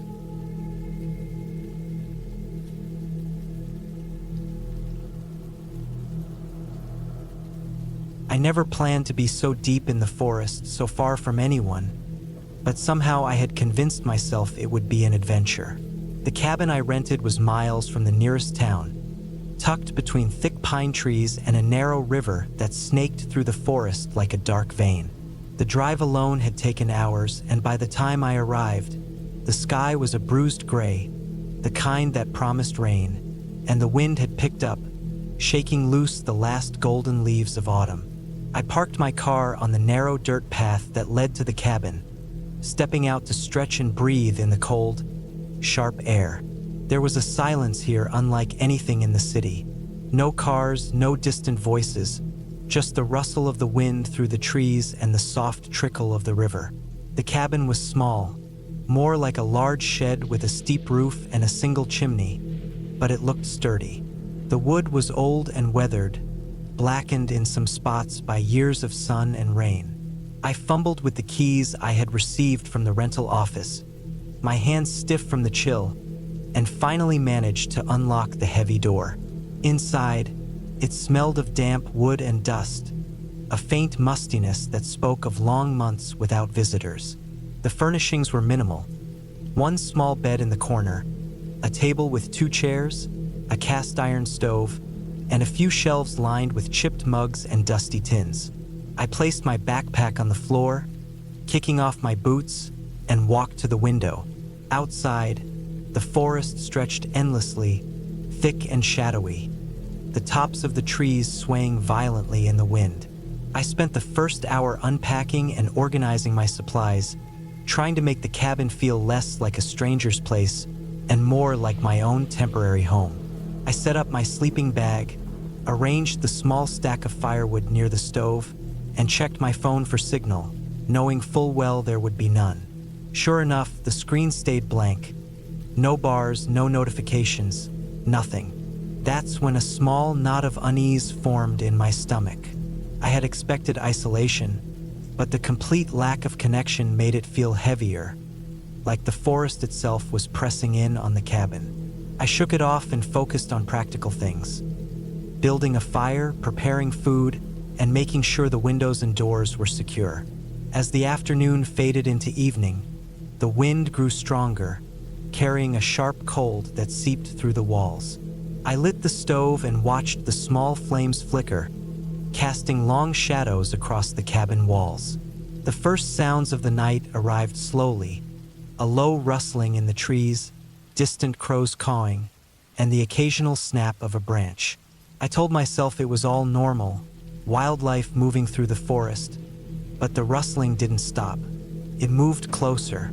At first, I thought it was the wind, but the pattern was too deliberate, too rhythmic, as if something was pacing just beyond the window. I held my breath, eyes fixed on the darkened glass, but I couldn't see anything. I tried to focus on my dinner, heating canned soup over the stove, but every small noise made my head snap up. The wind howled now, shaking the cabin, rattling the windows. Shadows danced in the corners like they had a life of their own. When I finished eating, I wrapped myself in a blanket and sat on the edge of the bed, trying to calm down. My rational brain told me it was all in my imagination. Still, the sensation of being watched didn't fade. Hours passed slowly. The darkness outside felt almost physical, pressing against the thin wooden walls. I eventually tried to sleep, lying on the bed with the blanket pulled tight around me. Every small sound, a branch scraping against the roof, the whisper of wind through the eaves made me flinch. I couldn't tell how long I'd been lying there when I heard it. A definite footstep on the porch, not a branch falling, not the wind. It was deliberate, heavy, moving slowly across the wooden boards. My heart hammered in my chest. I stayed perfectly still, listening. Another step, then another, and finally a pause. I tried to convince myself it was an animal. Bears, raccoons, deer, they all walked with a certain weight. But the timing was wrong. Animals didn't step in patterns or pause, then move again like they were inspecting a place. I stayed frozen, straining to hear, my body locked in a panic I couldn't shake. Minutes passed, though it felt like hours. Then, a low creak from the doorframe. Someone or something was testing the lock. I remember thinking, in that moment, that I was completely alone, that I had nothing to protect myself with, and that help was hours away. The fear was so intense it was almost paralyzing, freezing me in place as I considered my options. I didn't have a weapon, no way to call for help, nothing but my bare hands and my adrenaline. My rational mind screamed to hide, to make noise, to run. Yet I knew any sudden movement could draw attention. I slowly slid off the bed, keeping my back to the far wall, and moved toward the stove. I picked up the heaviest cast iron pot I could find, holding it like a shield. Then the sound stopped. The porch was empty again. My pulse began to settle, though I didn't dare move to the window. I waited, minutes stretching into what felt like hours, each second punctuated by the groaning of the cabin and the wind outside. Eventually, exhaustion overtook my fear. I set the pot down on the table and sat back down, telling myself I had imagined it, that maybe a branch had fallen on the railing.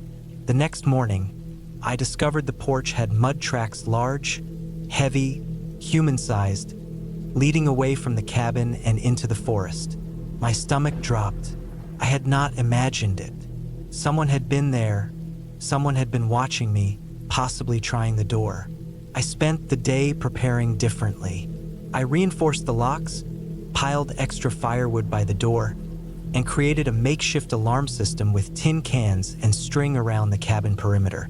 I planned my actions for the night. If someone tried to come back, I would be ready. Night came again, and with it, the same silence and darkness, only now I was hyper-aware. I couldn't sleep, instead pacing the cabin, listening for every sound.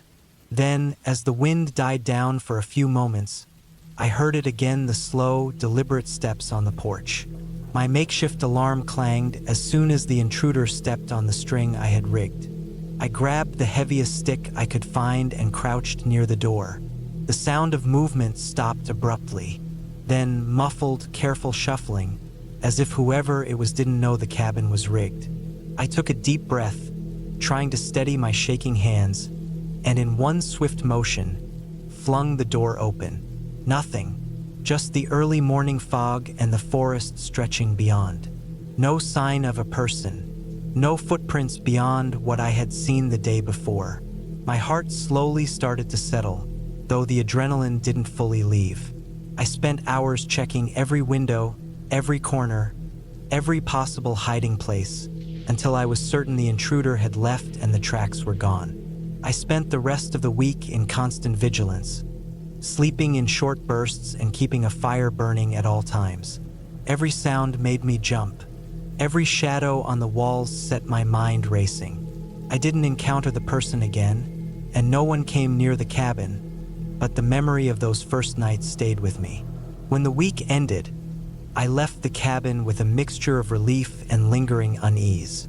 I drove back through the forest, the silence of the woods now less oppressive because I was moving through it, not trapped inside it. Back in town, I reported the tracks and my experience to the local authorities. They took the information, noted the area for patrol, but I never got any news of someone being caught. I realized then that the forest was vast, and people could disappear into it without a trace. Looking back, I understand what happened was not a story of ghosts or supernatural forces. It was the simple, terrifying reality of isolation and vulnerability. One person, lost in the wrong place at the wrong time, exposed to the possibility of encountering someone who had no intention of being seen or reason for restraint. The fear I felt was real as the cold, as real as the mud tracks in the morning. And while I walked away physically unharmed, the memory of that helplessness, that primal fear, stayed with me far longer than the week I spent in that cabin.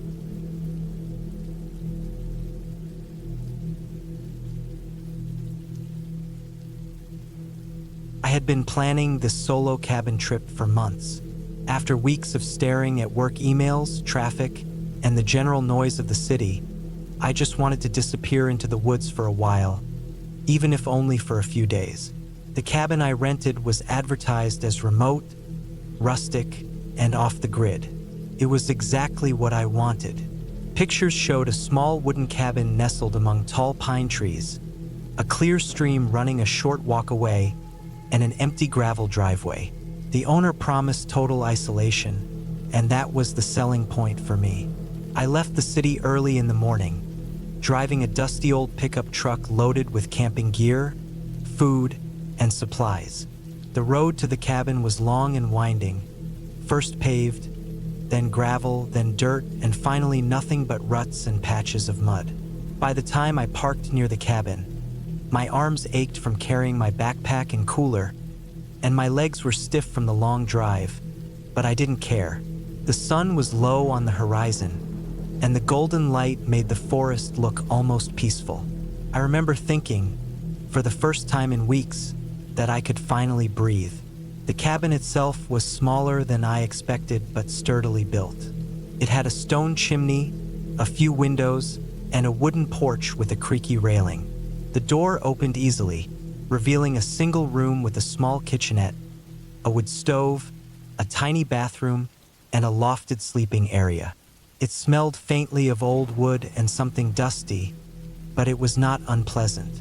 I unpacked my things slowly, enjoying the quiet. There was no internet, no cell service, and no one around. Just the wind in the trees, birds in the distance, and the faint hum of insects. By the time I had settled in, it was almost dark. I made a small fire in the stove and cooked some pasta on a portable burner. The light from the fire and stove cast shadows across the room, and for the first time, I felt a little uneasy. I had imagined this trip as relaxing and quiet, but the isolation was starting to press down on me. I shrugged it off. The forest outside was normal. There was no reason to worry. I decided to take a short walk before it got completely dark. I grabbed a flashlight and stepped out onto the porch. The air was cool and smelled of pine. The gravel crunch under my boots seemed deafeningly loud. I followed a small path that led down toward the stream I had seen in the photos. The water was clear and moving swiftly over smooth stones. I watched it for a while, listening to the sound of the current and the wind in the trees. It should have been soothing, but instead it made me hyper-aware of how completely alone I was. On my way back to the cabin, I noticed something I hadn't before. Footprints in the dirt. Fresh ones. They didn't look like animal prints. They were too big and they had the shape of boots. My stomach tightened. I had made sure the cabin was isolated. There shouldn't be anyone else around. I followed the trail back toward the cabin, but it seemed to end in the trees. I told myself it was probably a hunter or a forest ranger who had walked past earlier. Still, a strange tension had settled in my chest. The night fell quickly. Darkness swallowed the forest, and the small cabin became a tiny island of light and warmth. I tried to read, to listen to music on my phone, but the weak signal only allowed me a few songs. Every sound outside the cabin, the snap of a branch, the rustle of leaves made me flinch. I checked the locks on the door twice. I told myself I was being paranoid, that the forest was alive with noise, and that no human was out here this late. Around midnight, I woke up to a sound that froze me in place. A low, steady thump against the cabin walls, like someone trying to make the structure shake. My first instinct was to think it was the wind, but the cabin was sheltered by trees, and there was no storm. The thumping continued intermittently, loud enough to echo in my chest. My heart was pounding. I grabbed a flashlight and checked all the windows. Nothing. No shadows, no movement. Only the trees swaying gently in the night breeze. Sleep didn't come easily after that. Every small noise became terrifying. The wind sounded like footsteps, the creaking of the cabin like someone walking inside. I stayed awake until dawn, shivering and tense. When the sun finally broke through the trees, I ventured outside. Nothing seemed disturbed. No footprints apart from my own from the previous day. The thumping had stopped, and I tried to convince myself I had imagined it. The next day, I explored more of the area. I found animal tracks and old logging paths, but no signs of humans. Still, the feeling of being watched never left me. That night, the thumping returned. It was louder, more deliberate. This time, I didn't stay in the cabin. I grabbed my flashlight and stepped outside. The night air was cold against my skin, and the forest seemed impossibly vast. I shone the light in all directions, but I saw nothing. Then I noticed a shadow moving between the trees. It was far off, but it moved with purpose, not like an animal. I felt my stomach drop. Someone was out there, watching, waiting. I didn't sleep at all that night. I stayed near the windows, peering into the dark, flashlight in hand. Every little sound made me jump. I realized that I had made a mistake coming alone. The isolation that I had sought had turned into a trap. The following morning, I decided I needed to leave. I packed quickly, throwing things into my backpack and locking the cabin. I left the small fire smoldering, leaving it safe, but I was desperate to get back to civilization. As I drove down the winding dirt road, I noticed footprints alongside the road, running parallel to my truck. They stopped and started intermittently, as if whoever had been following me had kept pace at a distance. My hands gripped the steering wheel so tightly my knuckles whitened. I dared not stop.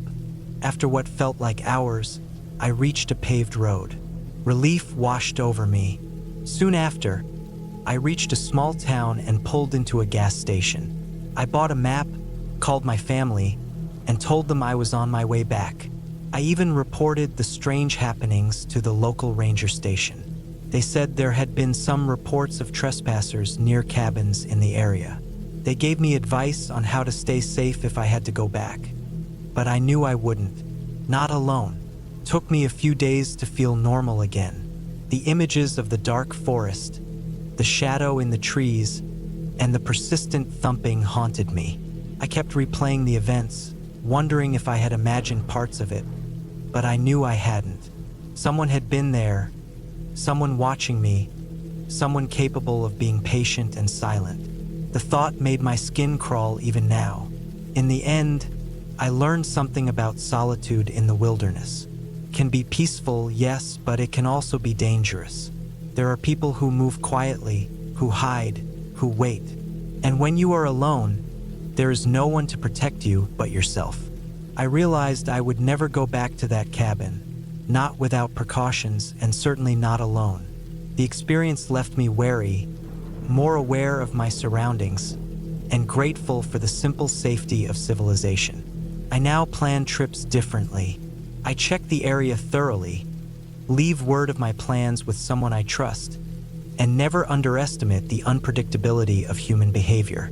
The cabin, the forest, and the shadow in the trees remain vivid in my memory. I no longer seek the solitude of isolation in that way. Instead, I value company, preparation, and awareness. That one trip changed how I see the world. Quiet places can hide dangers that are very real, and sometimes the scariest thing is not the forest, but the people who move within it.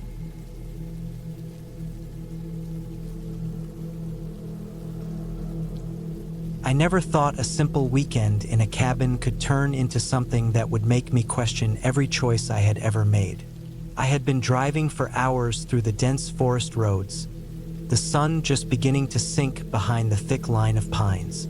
I had booked the cabin online a month ago. The pictures promised a quiet retreat, a place where I could be alone with nature and escape the stress of city life. The description mentioned a lake nearby, a small fireplace, and complete privacy. None of that prepared me for the reality I was about to face. The road to the cabin narrowed as I drove further into the woods, barely wide enough for my small SUV to pass without scraping the trees. The tires crunched on the gravel, and I could feel every bump in the uneven surface.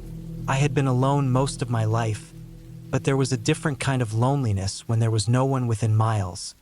No other cars, no lights, no sounds beyond the wind moving the treetops. When I finally arrived, the cabin looked like it had been untouched for years. The paint was peeling in some places, and the wooden porch sagged under its own weight. It was small, maybe 2 rooms, but I liked the isolation. At first glance, it was peaceful. Too peaceful.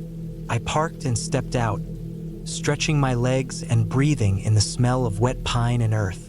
The air was crisp, sharper than I remembered from the city, and every breath felt like it was cleaning my lungs. I carried my bags inside, noticing how quiet it was. Even the birds seemed hesitant to make a sound. I shrugged it off as just part of the forest's atmosphere and set about unpacking. I decided to explore a little before nightfall.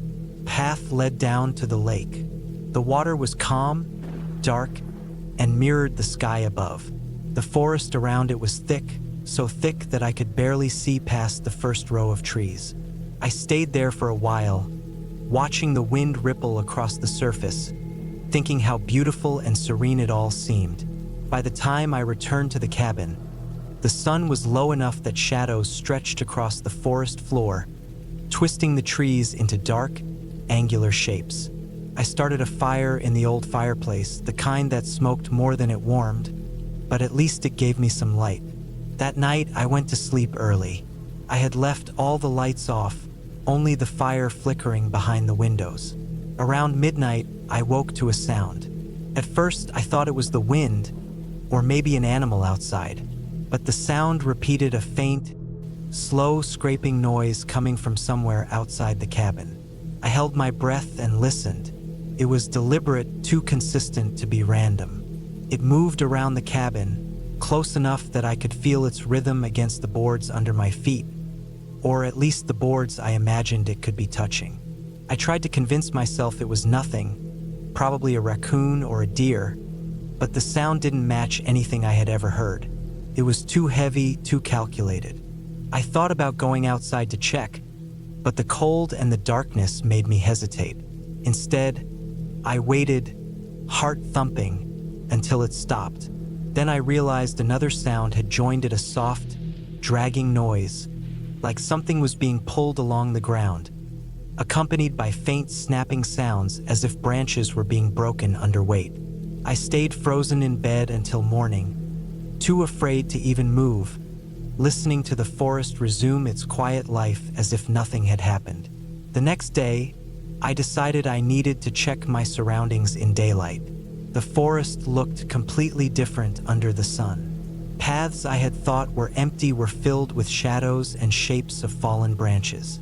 I walked around cautiously, noting how the cabin was surrounded by thick undergrowth. It struck me that anyone approaching would have almost complete cover. There were footprints, not mine, in the soft earth around the edge of the clearing. They were fresh. I followed them toward the trees. They ended abruptly, as though whoever had walked there knew the forest well enough to disappear without a trace. My stomach sank.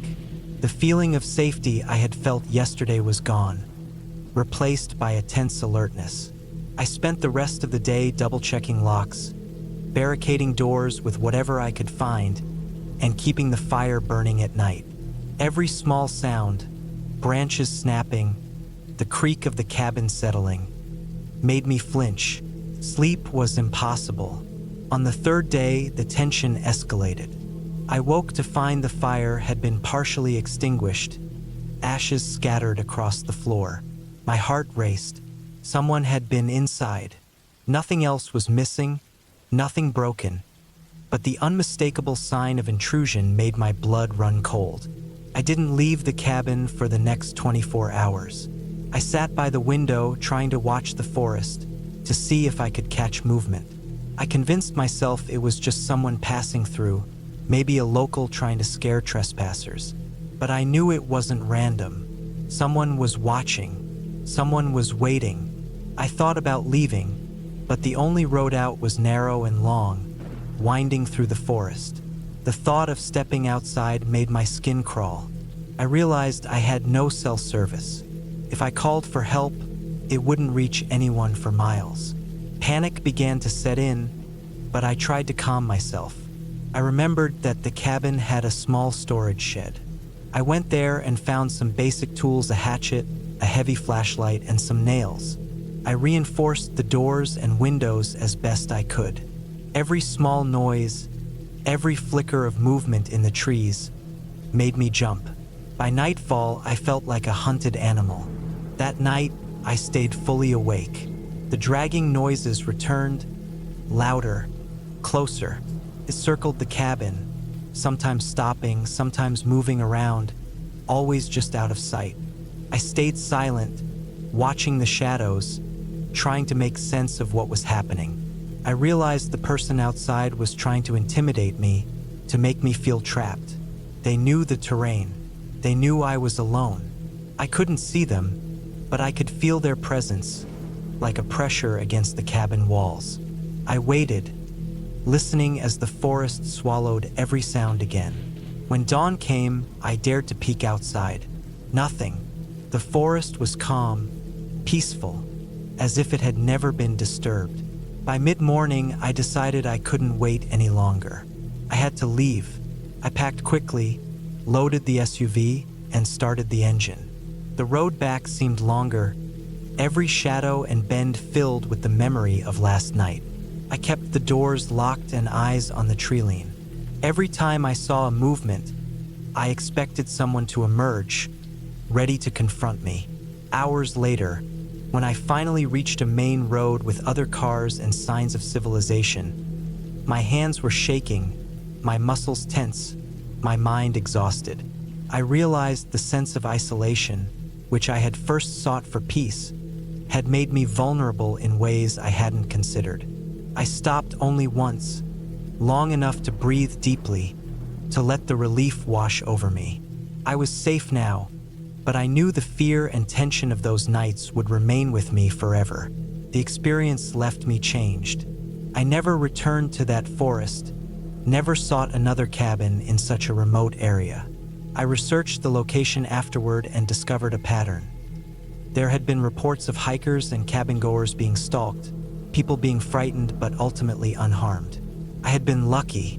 I realized that sometimes danger doesn't announce itself. It lurks in silence, in shadows, and the isolation we seek for peace can sometimes be the perfect trap.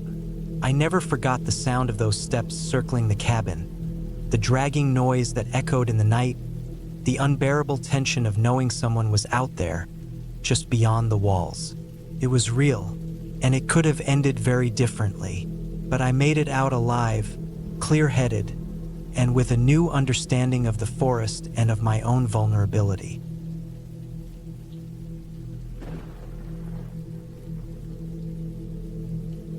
I never expected to find myself in the middle of the forest, isolated, staring at a cabin that was supposed to be empty. It wasn't that I thought I was unlucky or anything like that. I just liked the solitude, liked the idea of being away from everyone, and I was craving that kind of silence.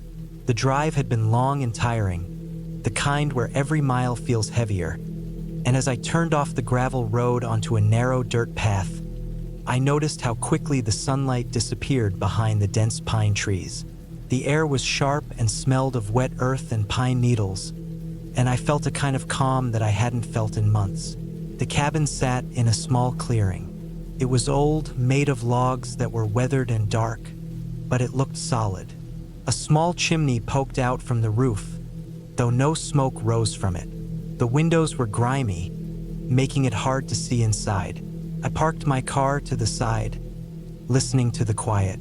There was no wind, not even a rustle in the leaves. The silence felt heavy.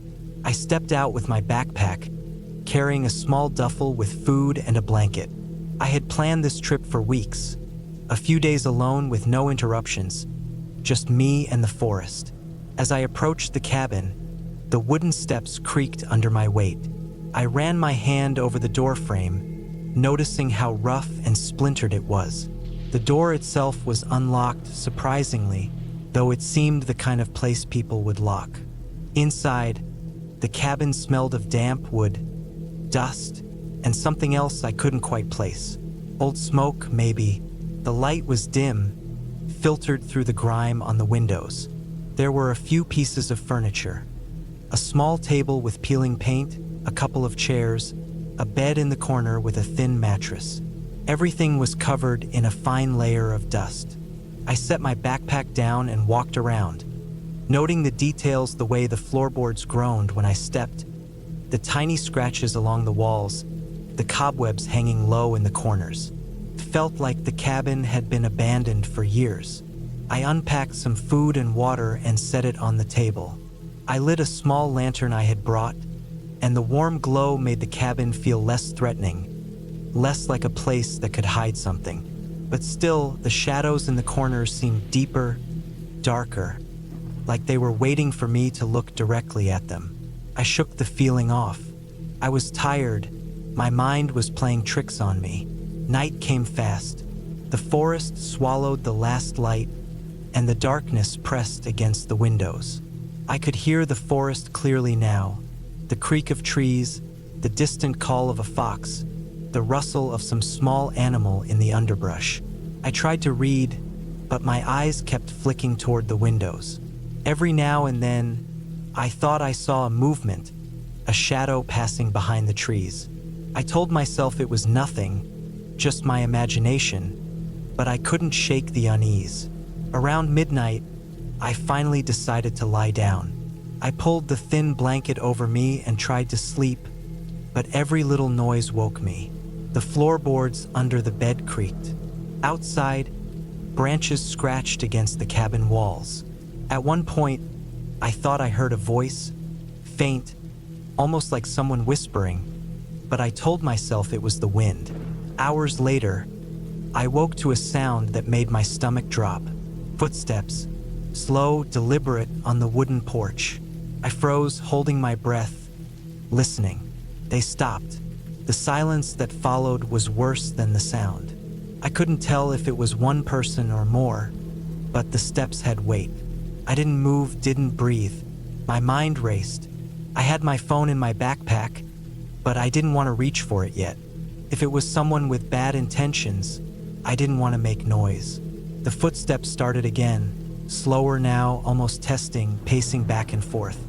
I could hear a faint shift, like someone brushing against the wall. My heart pounded. I remembered the small hunting knife I always carried in my bag. I slowly reached for it, feeling its reassuring weight. I had to make a decision: stay put and hope whoever it was left, or try to get out. I remembered the side window, a small opening that could fit a person through. I carefully edged toward it, trying to make no sound. The footsteps were coming closer to the door now. Whoever it was, they were outside. I opened the window just enough to squeeze through. The cold night air hit my face, sharp and biting. I landed on the ground, feeling the damp grass and dirt under me. My heart was racing so hard I thought it would burst. I stayed still, listening. The footsteps had stopped. I could see the cabin through the trees, dark and silent. I ran, not thinking, moving as fast as I could through the thick forest. Every branch that scraped my skin, Every route that tripped me, I didn't care. I just wanted to get far away. I ran for what felt like hours, until the forest began to thin and I could see the distant lights of a road. I stumbled onto it, exhausted, shivering, and flagged down a passing car. The driver looked alarmed when I explained in broken, hurried words, but I didn't stop to clarify. They took me to the nearest town, where I called the police. The investigation found nothing inside the cabin. No signs of anyone staying there recently. No tracks outside. Nothing. The police said it was likely squatters, maybe someone hiding for a while, but I knew what I heard. I had been too close to that cabin, too aware of every sound. Something had been there, and I had escaped by the narrowest margin. I never went back to the forest. Even months later, I could still feel the weight of the darkness pressing on me, the sound of those deliberate footsteps echoing in my mind. I kept the knife, though I never wanted to use it again. I kept telling myself I had been lucky, that I had survived, that it could have been worse, and in some ways, that thought kept me awake more than the fear ever did.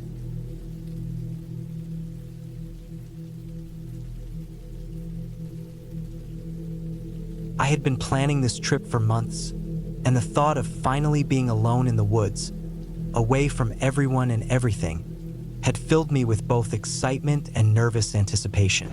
The cabin I had rented was deep in a national forest, far from any roads that were regularly traveled, and I knew that part of the reason I chose it was precisely for its isolation. I needed the silence, the break from the noise of life, but I had also underestimated just how intense that isolation could feel once I was actually there.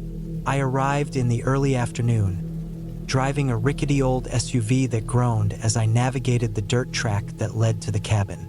The trees pressed close on either side, their branches forming a tunnel overhead, filtering the sunlight into green-gold shafts.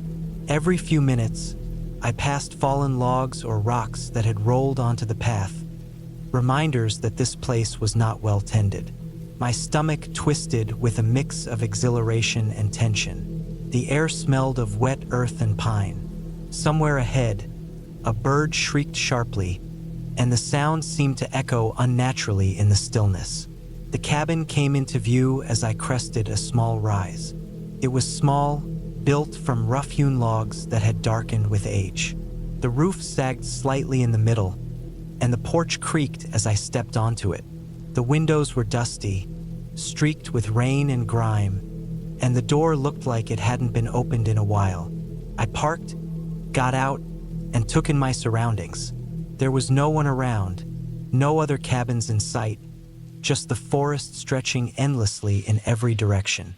It was beautiful in a raw, almost aggressive way, the kind of beauty that demanded respect, because it could just as easily turn hostile if you weren't careful. I spent the first hour just exploring the cabin, checking the old stove, the water system, and the small stack of firewood beside the porch. The interior smelled faintly of mold and old wood smoke. The air was heavy but not unpleasant. I lit a few candles and set them around the main room.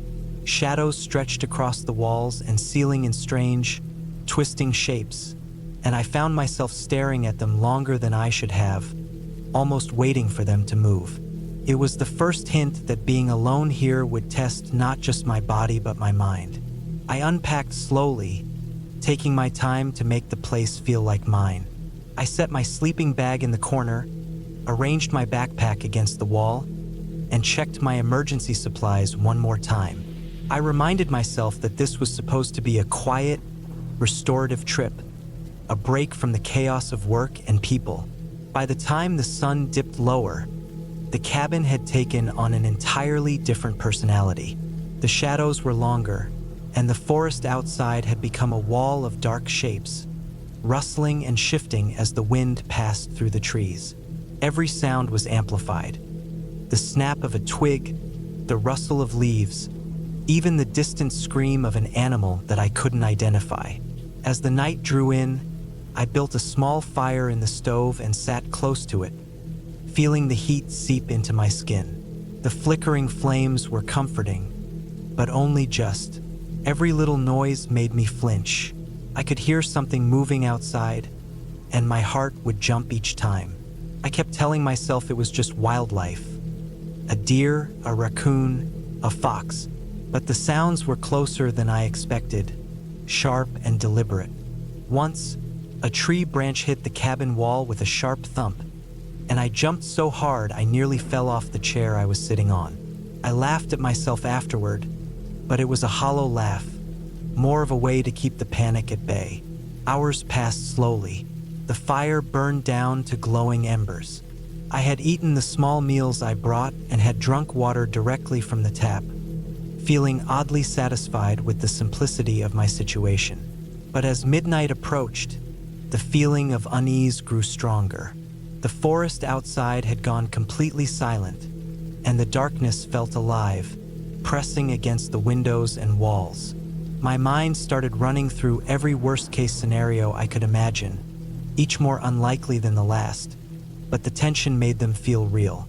It was then that I heard the first real sign that I wasn't alone. At first, it was subtle, a scraping sound at the back of the cabin. I froze, listening.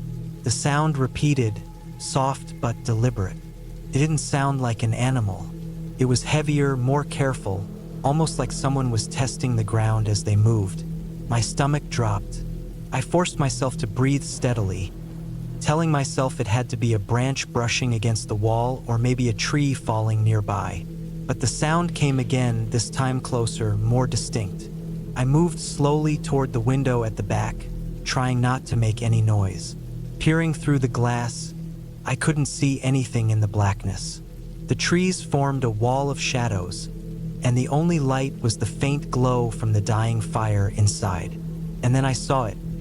A shape, crouched, moving slowly through the trees. My heart stopped. It wasn't a deer or any animal I knew. It was upright, deliberate, human. My mind raced. Who could be out here? There were no roads, no neighbors, no one for miles. I hadn't told anyone I was coming here. Panic set in, sharp and immediate. I backed away from the window and grabbed the small knife I always carried in my pack. It was useless in a fight, but it felt necessary, a talisman against the fear gnawing at me. I tried to think rationally. Maybe it was a hunter who had lost his way, maybe someone homeless or desperate. I didn't know, and that uncertainty made it worse. The shape moved slowly along the tree line, then disappeared from view. I waited, tense, listening for any sign that it would come closer. The silence stretched, unbearable, until I realized I could hear footsteps, soft, careful, deliberate, circling the cabin. My heart was hammering. I moved to the door and checked the lock. It was old but secure. I pulled a chair across it anyway, just in case. Then I grabbed a heavy piece of firewood and stayed near the stove, my back to the wall, listening. Hours passed. Every little sound made me jump. The footsteps outside never stopped. I didn't sleep. I barely dared to move. When dawn came, the person or thing outside was gone. I stayed where I was until the sun rose fully, lighting the trees and cabin with soft gold light. I stepped outside cautiously. There were footprints in the soft mud around the cabin, large and heavy, circling the building before heading off into the woods. Whoever it was had watched me, waiting. I knew I couldn't stay. I packed my things quickly, leaving nothing behind, and drove as fast as I dared down the dirt road. Every creak of the SUV made me jump. Every shadow along the trees made me tense. I kept expecting to see him following me. By the time I reached the main road and civilization, I was shaking so badly I had trouble steering. I didn't stop until I was back in the city, surrounded by lights, traffic, and people. The contrast was jarring. The forest still haunted me, but in the bright daylight, it seemed distant, almost unreal. In the days that followed, I reported the footprints to the forest rangers. They told me there were occasional reports of people living in the woods illegally, often armed and dangerous. No one had seen the person who had circled my cabin, and no one could tell me why he had been there. I never went back. The experience stayed with me for months. Every quiet night, every shadow in a parking lot, every rustle outside my window reminded me of the forest and the presence that had watched me. I realized that the wilderness could be beautiful and peaceful, but it could also be unpredictable and dangerous in ways I had never imagined.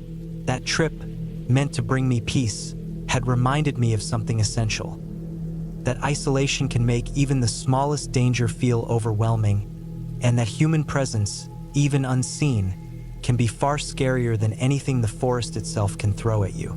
Eventually, I found a new respect for preparation and awareness. I learned to trust my instincts, to always leave a clear plan, and to avoid places where unknown people could be hiding.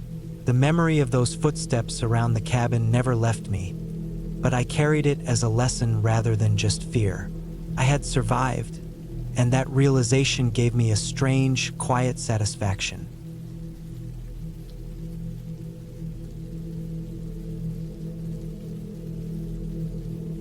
I had been planning the trip for months.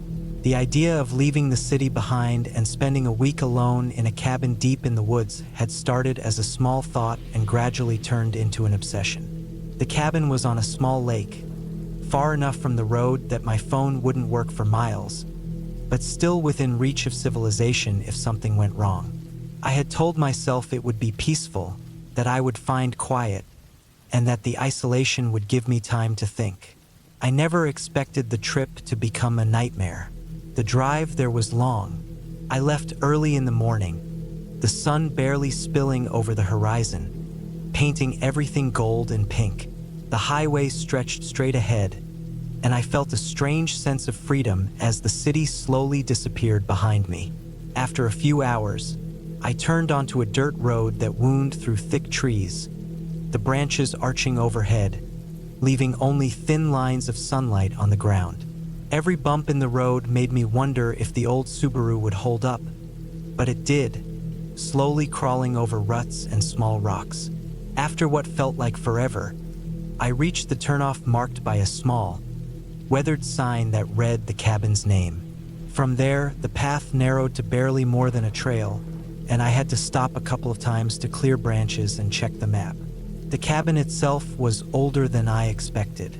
Built from thick logs, it had a steep roof, a small porch, and windows that were cloudy with age. It smelled of pine and dust as soon as I opened the door, and I immediately noticed the fireplace in the corner, cold and empty. The interior was small, just a single room with a loft above that I assumed was the sleeping area. There was a small kitchen corner, a worn table, and 2 chairs. The cabin wasn't luxurious, but it was solid. I set down my bags, opened the windows to let in the faint smell of the lake, and immediately felt a sense of relief. The quiet was heavy, almost suffocating, but it was a good kind of quiet at first, the kind that makes you feel invisible to the world. I spent the first day unpacking and organizing. I brought food, water, basic supplies, and a few books. I checked the fireplace, stacked some wood, and walked down to the lake. The water was dark and cold, the surface still and reflective like glass. No one was around, just the trees and the distant hills. I stood there for a long time, watching the ripples from a sudden breeze, feeling calm in a way I hadn't felt in years. I stayed out until the sun started to fall behind the treeline, painting the lake red and orange. Then I returned to the cabin, lit a small fire, and cooked a simple meal on the stove.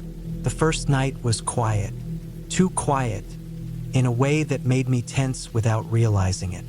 Every sound, the wind in the trees, a bird calling somewhere, the creak of the cabin settling felt amplified. I slept in the loft with a blanket pulled up around me, listening for any unusual noises.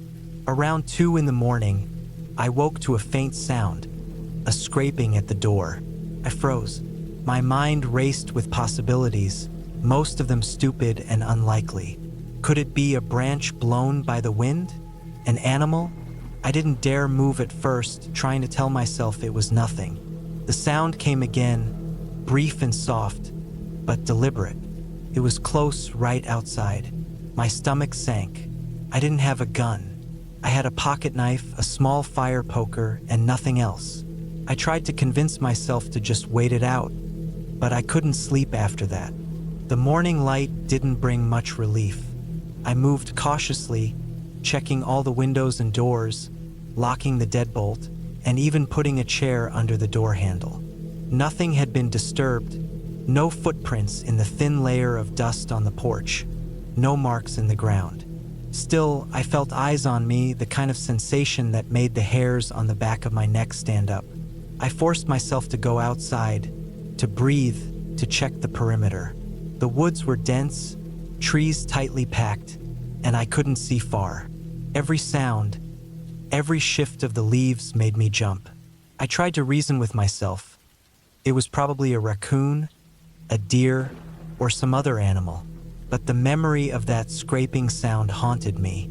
I spent the next day reinforcing the cabin. I dragged logs in front of the windows, checked the doors, and made sure I had enough firewood. I also tried to enjoy myself. I read, I sat on the porch, I watched the lake. The stillness was beautiful, almost mesmerizing, but the previous night's fear lingered like a shadow. As evening approached, the wind picked up, rattling the roof and trees. I sat close to the fireplace, lighting candles, trying to feel safe. I told myself again that the isolation was temporary, that this was just nature, that nothing would happen. But then came the second night. It started with a knock, just one, soft and measured. My heart leapt, but I stayed still, waiting. Another knock, closer this time. Not loud, but deliberate. I realized then that this wasn't an animal. Animals didn't knock. I had no idea who could be out there. The nearest road was miles away, and no one knew I was here. I remembered my phone, no signal.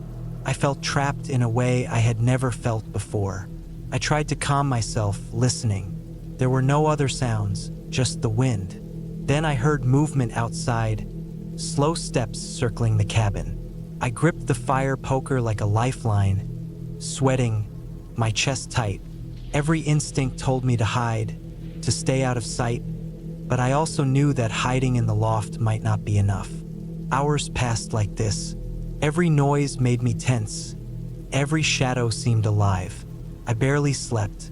I could hear branches snapping underfoot, leaves rustling, footsteps that stopped and started. I didn't dare look outside, but I imagined someone standing just beyond the window, watching, waiting. At one point, I even considered leaving, running into the woods despite the darkness, despite the fact I had no idea where I would go. But the thought of being completely exposed outside terrified me. I stayed inside, barricaded, holding my fire poker, waiting. Morning came slowly, bringing pale light through the dirty windows. I forced myself to get up, to move, to check the surroundings. Nothing. No footprints. No signs of anyone near the cabin. Nothing that suggested a human presence. But the door was scratched. Not deeply, but faint marks, like someone had tried to pry it. I felt my stomach turn. I had to leave, but I needed to do it safely. I packed quickly, double-checked my car, and carried a backpack with essentials. The walk back to the main road was tense and exhausting. Every sound in the forest made me jump. I kept glancing over my shoulder, imagining a figure among the trees. I walked faster, my heart hammering. The branches scraped against my shoulders. The uneven ground made me stumble, but I forced myself onward. After what felt like hours, I finally reached the dirt road that connected to the highway. Relief washed over me when I saw the familiar stretch of open road. I ran the last mile, my bag bouncing against my back, until I reached the car. Once inside, I locked the doors and drove away without hesitation, the forest fading in my rearview mirror. Even then, I didn't stop until I reached a gas station in town, where I sat in the car for a long time, shaking, trying to calm down. The world felt unreal after those days. I made myself a plan for the future. Never again, no matter how peaceful or tempting, would I go to a remote cabin alone. The fear I had experienced was unlike anything I could have imagined, and it didn't come from nature or animals, or the silence. It came from the fact that someone had been there, watching, and I had no way to protect myself. It took me weeks to feel normal again. I avoided the woods entirely. Even nearby parks made me uneasy. But I kept the lessons from that trip with me. Preparation is never enough, caution is never too much, and isolation can hide dangers far worse than you expect. Eventually, life returned to a sense of normalcy, but I never forgot the cabin, the nights, the sounds, and the realization that in the middle of nowhere, you are completely vulnerable. The experience was terrifying, but I survived. And in the end, that survival became my anchor. I knew I could handle fear, I knew I could face danger alone, and I knew that I would never, ever put myself in that position again. Later,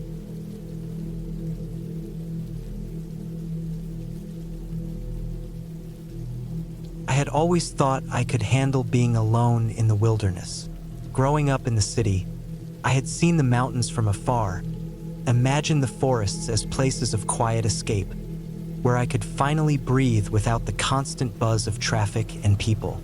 When I finally managed to rent a small, isolated cabin deep in the woods for a week of solitude, I thought I had achieved the perfect getaway.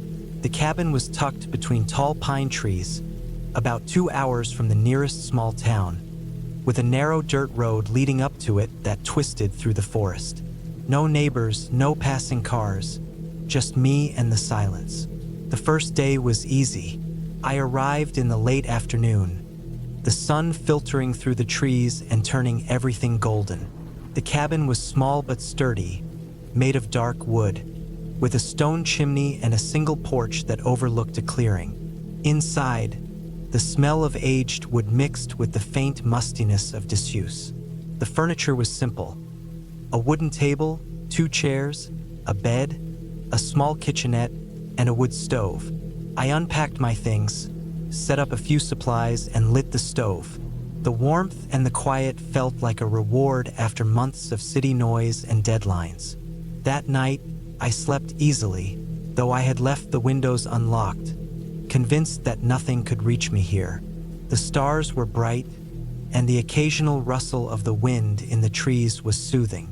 I thought about how lucky I was to have a week entirely to myself, away from phones, emails, and all the distractions I carried in the city.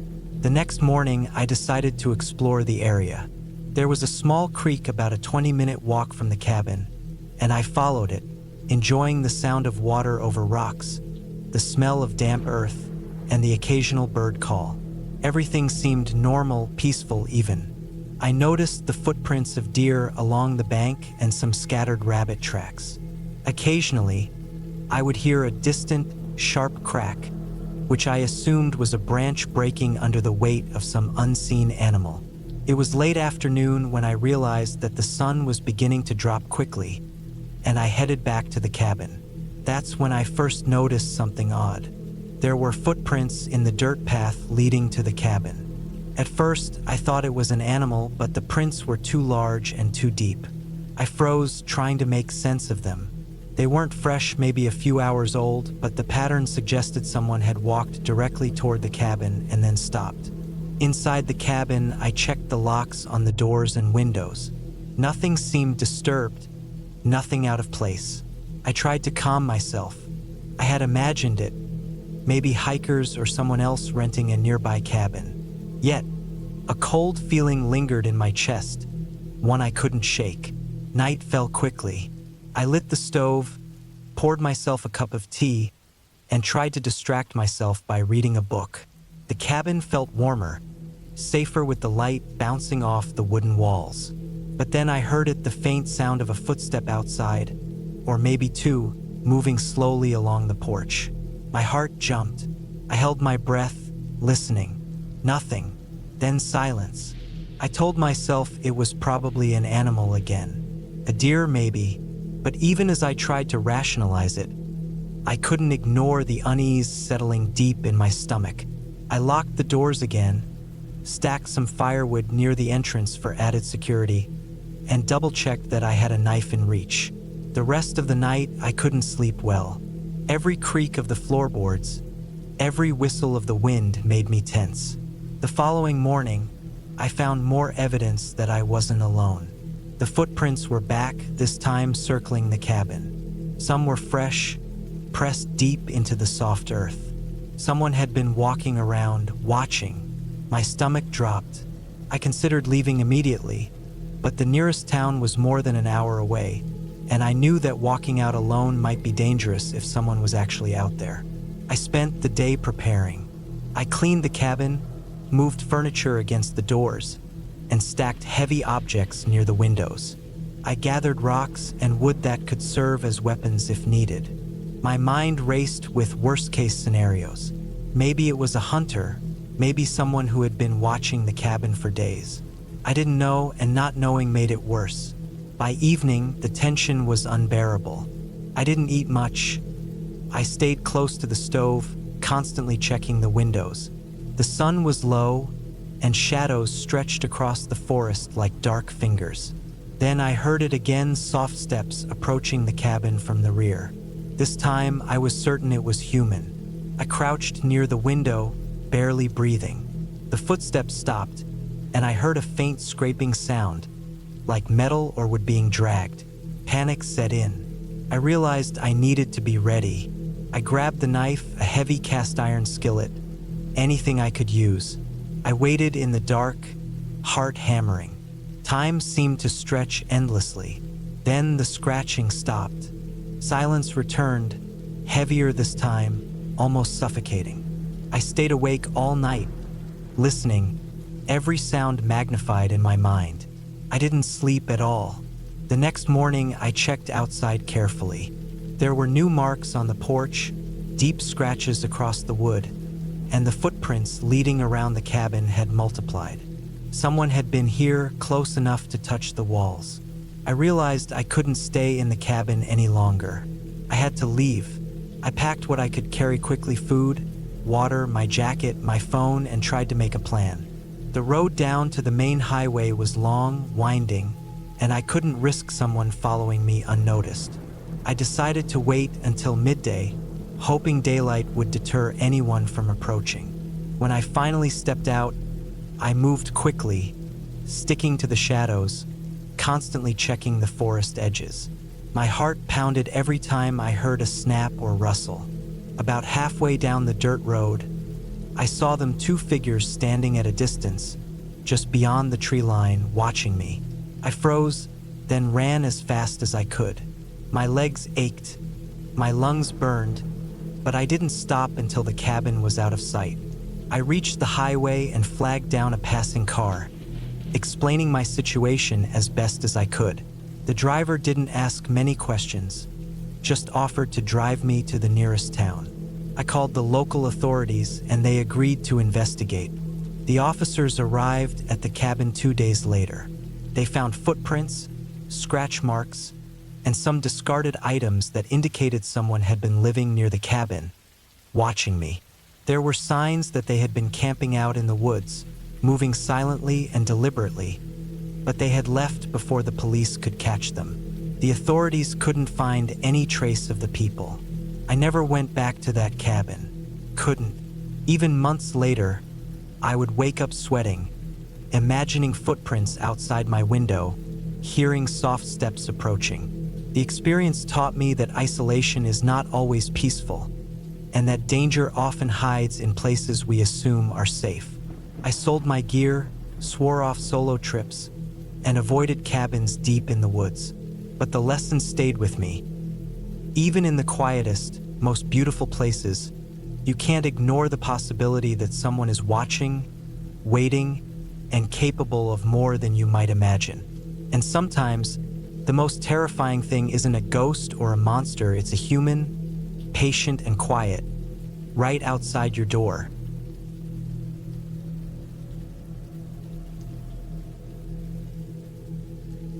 I had been planning the cabin trip for months, ever since I first found the listing online. It was advertised as a secluded little cabin tucked deep into the forest, miles away from the nearest town, perfect for getting away from everything and everyone. I liked the idea of silence, the idea of being alone with just the trees, the wind, and the occasional bird. I didn't need anyone else around. I packed my car with all the supplies I thought I might need: food, water, firewood, blankets, a first aid kit, and a small camping stove. I made sure my phone was fully charged, but I didn't really expect it to work out there. I liked the idea that it wouldn't. The drive itself was long, longer than I expected. The main road turned into gravel, then into a dirt path, and finally into a narrow trail barely wide enough for my car. The forest grew denser as I went, the trees taller and closer together. I passed a few abandoned logging areas, some cleared patches where the sunlight fell in harsh, straight lines.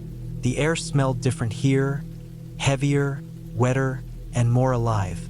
When I finally reached the cabin, it looked smaller than in the pictures, more worn. The wood was gray, old, and some of the boards were splintering. It had a small porch with a railing that leaned slightly to one side.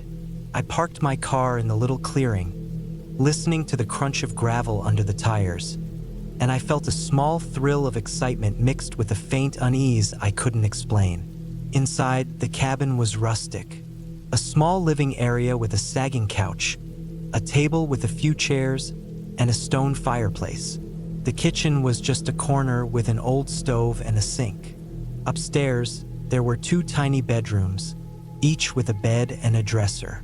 Dust covered most surfaces, and the smell of old wood was strong, but it was the kind of smell that made the place feel real, lived in, even if it hadn't been used in months. I set down my bags and took a long look out the window. The forest stretched endlessly, thick and dark. I noticed the trail I had driven in on disappeared quickly into the trees, swallowed by shadows and undergrowth. I decided to explore the cabin first. I checked all the windows and doors. Most of the locks worked, but one window upstairs in the smaller bedroom was stuck. I tried to open it, but it wouldn't budge. I made a mental note to avoid that window.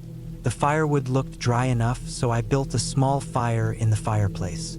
The smoke filled the cabin for a few minutes before it found its way up the chimney, but it soon settled into a warm, comforting scent.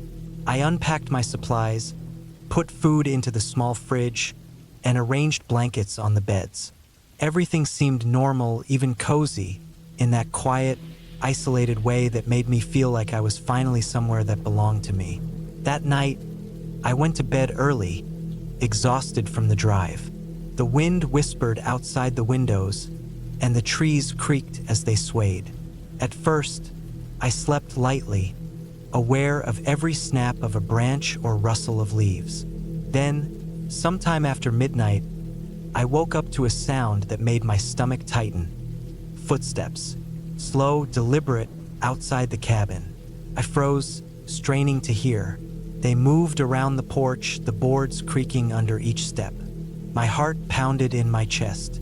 I thought about calling 911, but my phone had no signal. I tried to calm myself, telling myself it was probably an animal, maybe a deer or a raccoon. But then I remembered the sound of the steps. Heavy, careful, not at all like an animal. I stayed in bed, holding my breath, listening as the footsteps circled the cabin. The wooden floor of the porch groaned under weight, then silence. Minutes passed. I wanted to believe it was over, but the tension in my body kept me awake. I finally got up, grabbing a flashlight and a small hatchet I had brought for firewood. I crept to the window and shined the light outside. The forest was black, impenetrable, but the porch was empty. No footprints, no movement. I stayed by the window until dawn, the hatchet in my hand, waiting. Morning brought some relief, but the feeling of unease lingered. I told myself I would stay inside during the day, maybe explore the forest later when I had more light. Breakfast was cold cereal. The thought of cooking didn't appeal after the night I had endured. As I sat by the window, I noticed something strange. The dirt trail leading up to the cabin had fresh tire tracks, as if a vehicle had driven up sometime in the night. My stomach dropped. I had been sure I was alone, but the tracks told a different story. Whoever or whatever had been outside hadn't just been walking. They had a vehicle and they knew where the cabin was. I spent the next day inspecting the cabin more thoroughly. There were small signs I hadn't noticed before. Footprints in the dust near the back door, a chair slightly moved from where I had left it, and some kind of imprint in the mud outside that looked like a handprint. I tried to convince myself that I was imagining things, that the wind and the animals had done these things. But each time I tried, my mind came back to the footsteps and the tire tracks.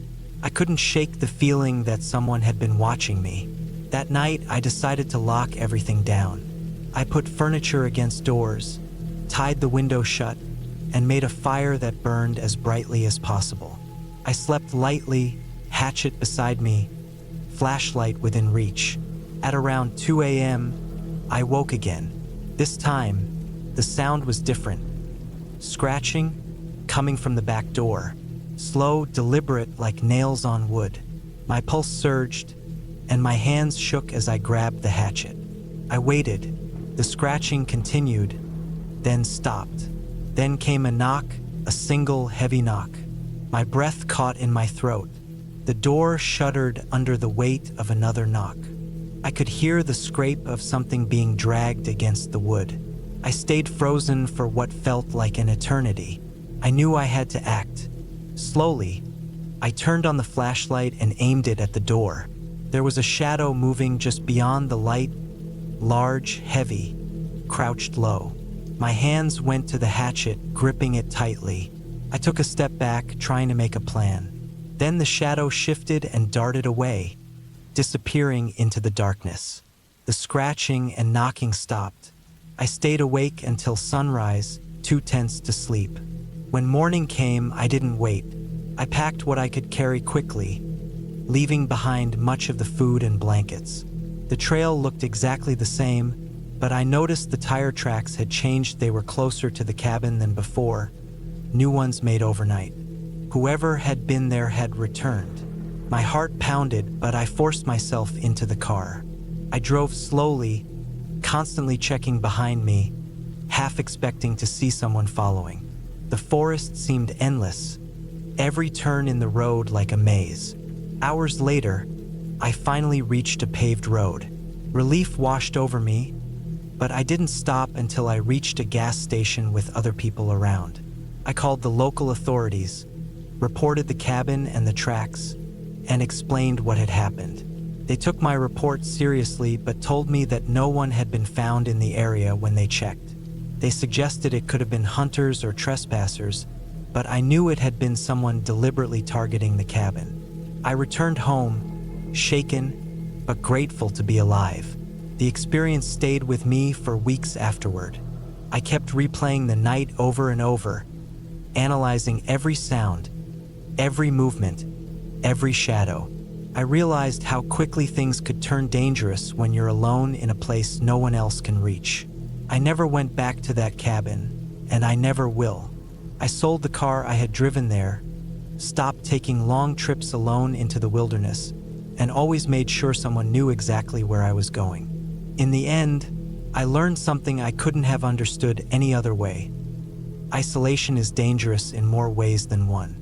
The forest is beautiful, but it can hide threats that are very real, very human. There's no storybook explanation, no ghostly figure to blame, just the fact that other people exist in the world, some of whom don't care about the rules of safety or respect.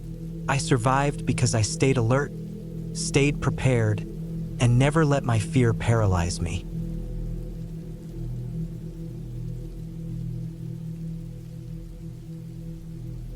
I had been planning this trip for months. The cabin sat deep in the northern woods, isolated and off the map. I wanted solitude, a break from the noise of the city and the constant pressure of work. I wanted to disappear for a while, even if only for a few days, and be surrounded by nothing but the forest and the sound of the wind in the pines. The drive had been long, a twisting route of gravel roads and dirt paths that eventually narrowed to almost nothing. By the time I reached the clearing where the cabin stood, the sun was already low, painting the sky in deep oranges and purples. The cabin itself was older than I expected from the online listing, with dark, weathered wood and a steep, moss-covered roof. A stone chimney rose from one side, and a small porch wrapped around the front, creaking under my weight as I stepped onto it. The windows were dusty, but I could see the interior was simple, just a small kitchen, a living area with a worn couch and a wood stove in the corner. Upstairs were a few small bedrooms with basic furniture. It smelled faintly of old wood and mildew, but it wasn't unpleasant. The air around the cabin was cool and crisp, carrying the smell of wet earth and pine needles. I spent the first hour unpacking my things, stacking firewood by the stove, and lighting a small fire in the hearth.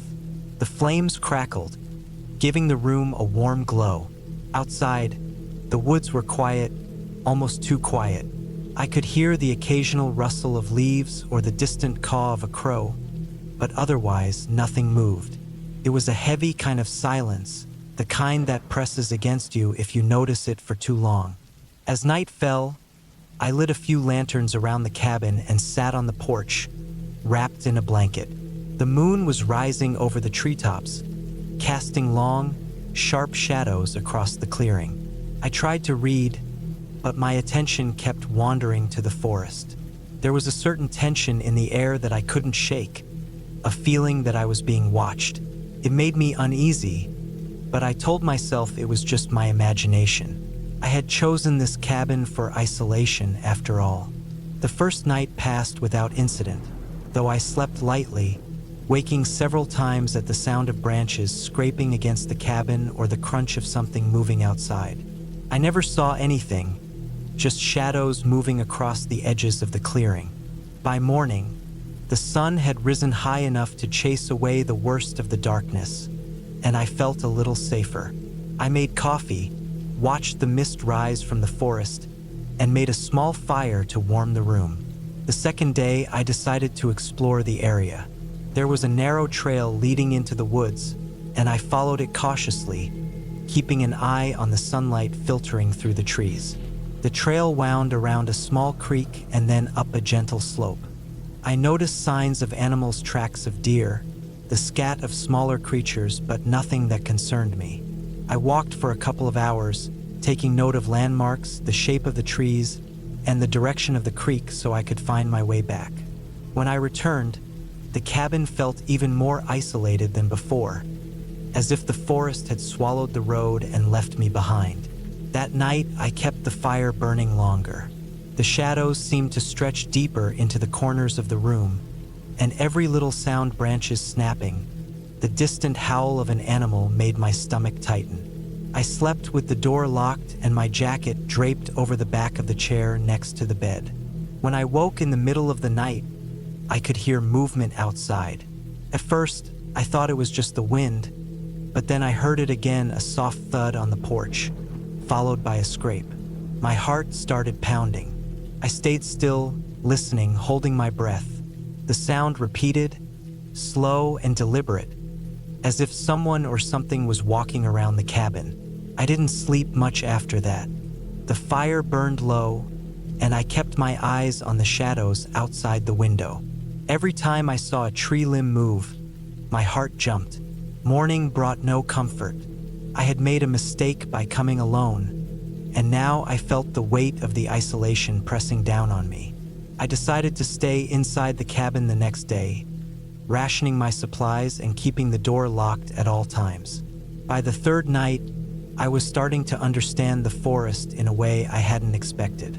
The sounds of wildlife seemed to change when I was inside, growing louder and closer. I could hear the snapping of twigs, the rustle of leaves, and occasionally the scrape of something heavy against the cabin walls. I tried to tell myself it was just animals looking for food, but a nagging doubt gnawed at me. The wind had picked up, rattling the windows and the roof, Every creak of the cabin made me jump, and every shadow seemed to move of its own accord. I had a plan if anything happened. I had a small axe by the door, a baseball bat in the corner, and my phone, though there was no signal. I was aware that if something or someone came near, I would be trapped, with only the forest around me and the cabin as my only shelter. I checked all the locks, reinforced the door with a chair, and stayed near the fire. Every hour that passed, I felt more tense, more aware of the faintest sounds. In the middle of the night, I heard the scraping again.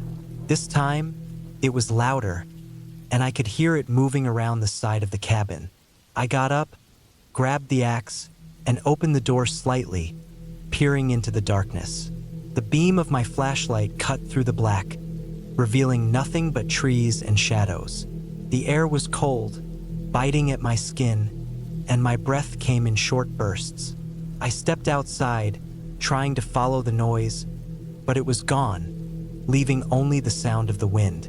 The next day, I tried to convince myself to relax, to get some food, and to take a short walk around the clearing. I found a few more animal tracks, and that night, I built the fire higher, stacking logs around it so I could see every corner of the cabin. The wind had turned colder, and I noticed the branches outside bending unnaturally, scraping against the windows with a rhythm that was almost too deliberate.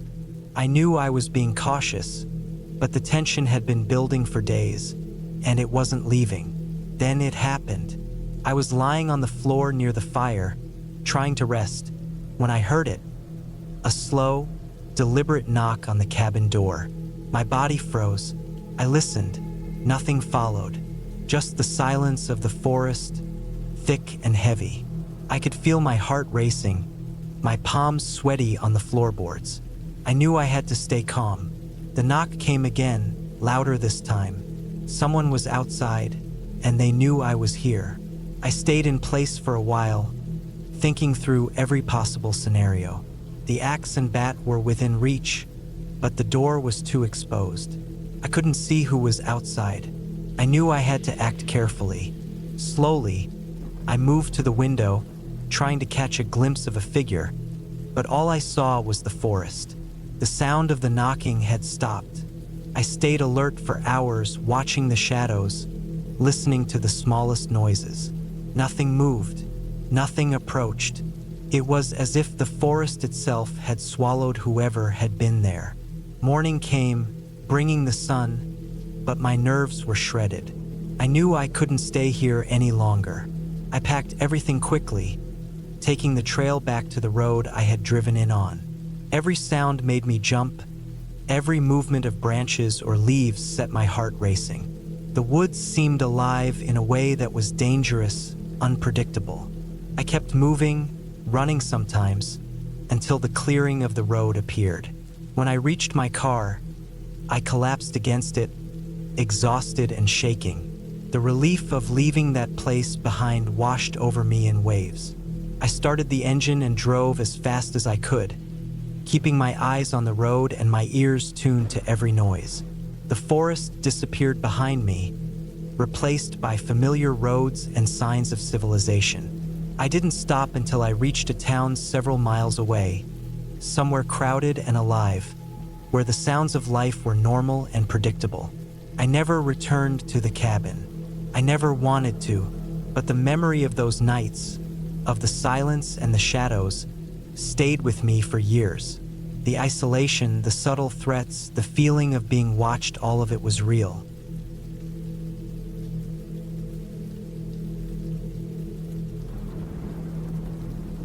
I had been looking forward to the cabin trip for weeks. It was supposed to be a quiet escape, a place where I could leave the city and its noise behind, breathe fresh air, and finally slow down for a few days. The cabin was small, wooden, and tucked away in a dense forest, several miles from the nearest road. From the pictures, it looked charming, old, rustic, with a stone chimney, a small porch, and a view of a clearing surrounded by trees. The forest seemed like a wall of green, solid and unbroken, promising both privacy and solitude. I packed carefully, making sure I had enough food, water, and a first aid kit, as well as a flashlight, extra batteries, and a few basic tools. I told myself that I was going to take it easy, read a lot, hike a bit, and enjoy the silence. The drive to the cabin was longer than I expected. The main road ended, and I had to follow a dirt track that wound through the forest. The sun was low, turning everything golden and long shadows creeping across the ground. The deeper I drove, the quieter it got. At first, I found it peaceful, even soothing. But as the road narrowed and the trees grew closer together, I started noticing little things. Twigs snapping too sharply, the way the wind made the branches sound like distant voices. I shrugged it off, telling myself it was just my imagination. When I finally arrived at the cabin, the sun was almost gone. I parked my car and stepped out, the air cold and smelling of damp earth and pine. The cabin was exactly as it looked in the pictures, but in the fading light, it seemed more isolated, more vulnerable. I carried my bags inside, noticing the interior was simple but well-maintained. There was a small kitchen area, a living room with a fireplace, a lofted bedroom, and a bathroom. I unpacked slowly, making sure everything was in order. The first night was mostly uneventful. I built a fire in the fireplace, cooked a simple meal, and settled into a chair with a book. Outside, the forest was alive with noises, birds, small animals, the occasional rustle of leaves, but none of it seemed threatening. Still, I felt the cabin's isolation pressing in around me. I went to bed early, leaving the fire smoldering, and drifted off to sleep with the quiet creaking of the house and the distant sounds of the forest lulling me. The next morning, I woke to a bright sky and birds calling outside. I made coffee and sat on the porch, looking at the clearing. Everything seemed calm, almost too calm. I decided to hike a little, following a trail I had noticed leading deeper into the forest. The path was narrow and winding, with thick undergrowth on either side. I moved carefully, keeping an eye out for anything unusual. As I walked, I noticed the forest was denser than it appeared from the cabin. The trees grew close together, and the light struggled to reach the ground. I felt a creeping sense of unease, though I couldn't explain why. After an hour or so, I turned back, feeling satisfied with the short hike. The cabin looked inviting as I approached it again, the wooden walls glowing in the afternoon sun. I opened the door and immediately noticed something strange. There were footprints in the mud near the back porch. They were small, human-like, but not mine. My stomach tightened. I checked around the cabin. There were no signs of a car or other recent disturbance. The footprints stopped at the edge of the forest. I told myself someone could have been hiking too, maybe a neighbor, and I tried to shake off the feeling. That night, I couldn't sleep. Every little sound outside made me tense, the wind through the trees, the creaking of the cabin, even the distant call of an owl. I kept thinking about the footprints. Who could have been out there? How did they get so close without me noticing? I tried to convince myself it was harmless, but I lay awake, flashlight in hand, listening to the forest around me. The next morning, I decided to stay inside most of the day. I didn't want to hike again. The thought of someone watching or moving through the forest unnerved me. I read, organized supplies, and tried to focus on mundane tasks, but the sense of unease persisted. By evening, I noticed something else. An item of mine had been moved. A bag that I had left in the corner was now closer to the fireplace. My heart raced. I checked every corner of the cabin. There was no one there, but the cabin felt different now, less safe. I made sure all doors and windows were locked, even though it seemed impossible for anyone to get inside without making noise. The next day, I decided to investigate. I followed the trail from the back of the cabin into the forest.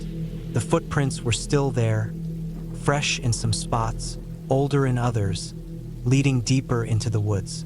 I couldn't tell where they ended. My mind raced with possibilities, none of them comforting. I realized that whoever or whatever was leaving them had been watching me.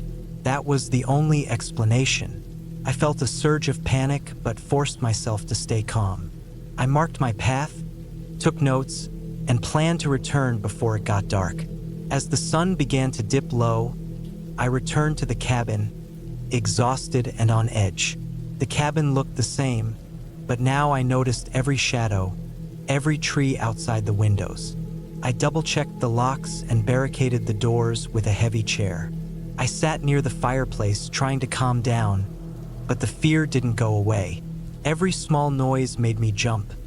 The wind, a branch falling, the distant call of some animal. I stayed awake most of the night, flashlight at my side, listening. The following morning, I realized I had to leave. I packed quickly, stuffing my belongings into the car, all the while scanning the edges of the forest. As I drove back toward the main road, I saw a figure standing at the tree-line, just watching me. It was human, motionless, and my heart sank. I didn't stop. I kept my eyes on the road and drove as fast as I dared on the narrow dirt path. When I reached the main road, the figure was gone. I didn't look back. I reported the incident to the local authorities when I returned to the city. They said the area was known for occasional trespassers, hikers who went off-trail, and sometimes more dangerous individuals who used the forest to hide. They promised to patrol the area more frequently. It didn't erase the memory, but it explained what I had seen. Weeks later, I looked at the photos I had taken at the cabin. Most were ordinary, peaceful shots of the forest and the cabin, but in one, I noticed a shadowy figure between the trees, barely visible, watching from a distance. The clarity of reality hit me then. It wasn't supernatural, it wasn't a ghost or a myth, it was someone real. Someone who had been there while I slept and moved around my cabin. The forest, so beautiful and inviting, had its dangers, and I had been lucky to leave when I did. I never went back. Even now, I think about the isolation, the footprints, the moved bag, and the figure in the tree-line. It was terrifying, but it was real. I survived because I acted carefully, stayed alert, and got out before it escalated. That cabin, those woods, are still there, quiet and dense, and I will never return. I realized that fear doesn't need ghosts or monsters to be powerful, it only needs the truth. And in that forest, the truth was enough.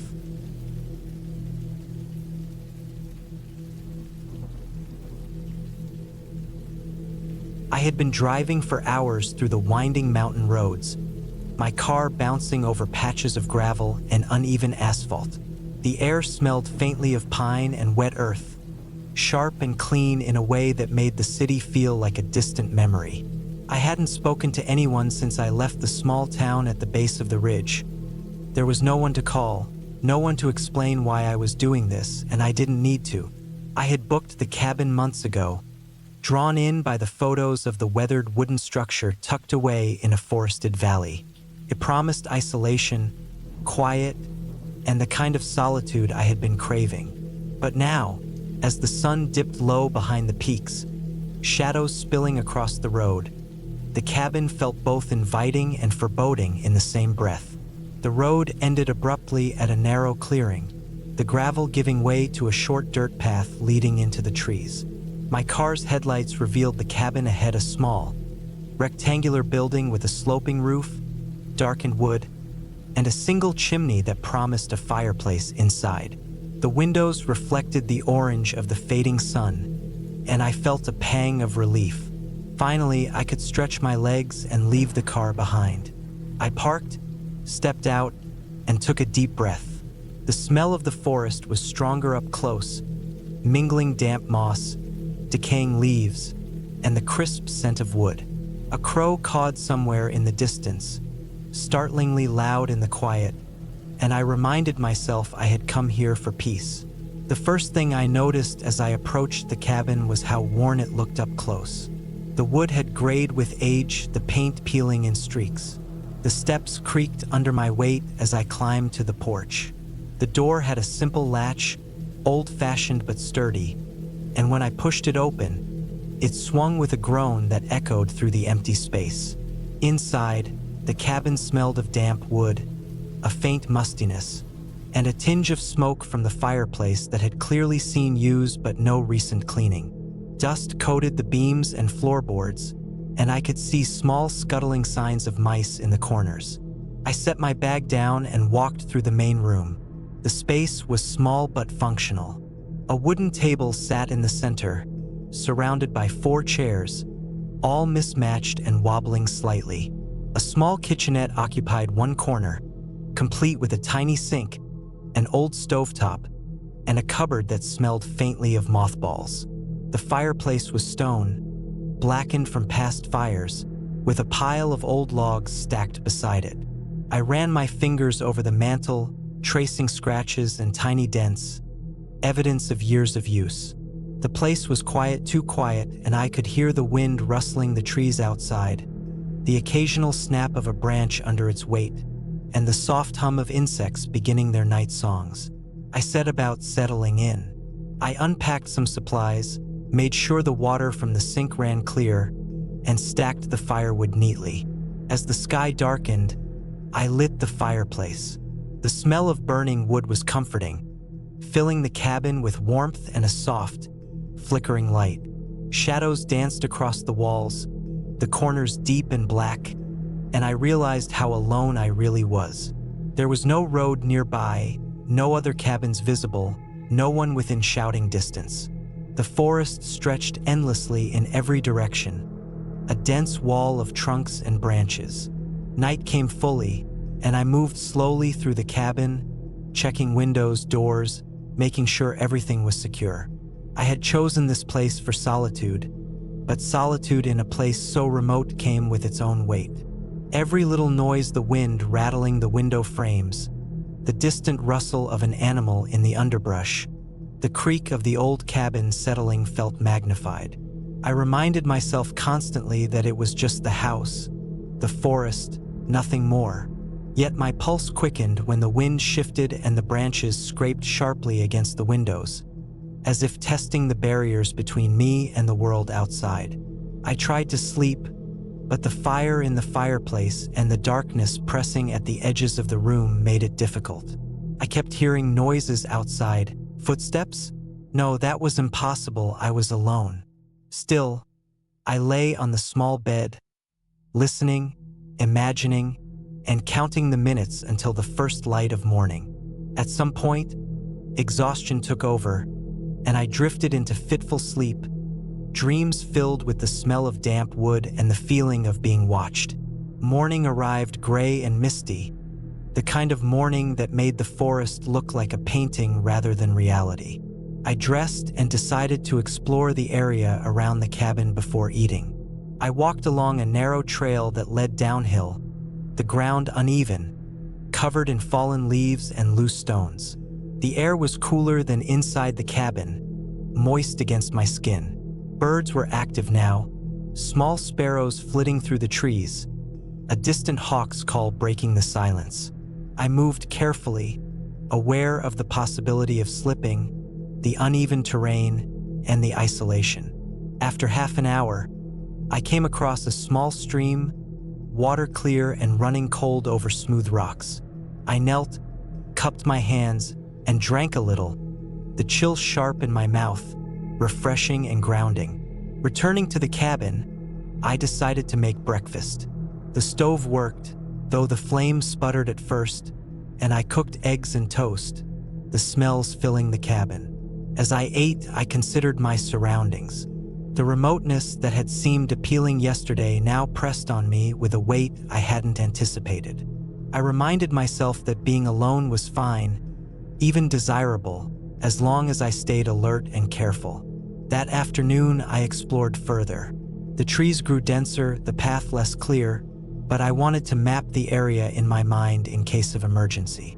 I came across a small clearing, long abandoned, with a fire ring of blackened stones and fragments of charred wood. Signs of past visitors, perhaps hunters or campers, were scattered. A dented can, a broken bottle, a faded piece of cloth snagged on a branch. I felt an unexpected twinge of unease. This was someone else's space, abandoned but not forgotten. The idea that people had been here before me, left traces, faded into the present, made the forest feel alive in a way that was unsettling. I returned to the cabin before dusk, careful to note landmarks along the way. I felt a strange vigilance settle over me. Shadows were longer now, the air colder. I lit the fireplace again and ate a simple dinner, feeling the silence press in on me. That night, sleep was even harder to come by.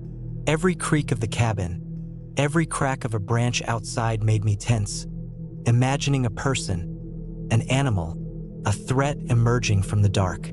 I reminded myself repeatedly that there was nothing, but my mind refused to fully accept it.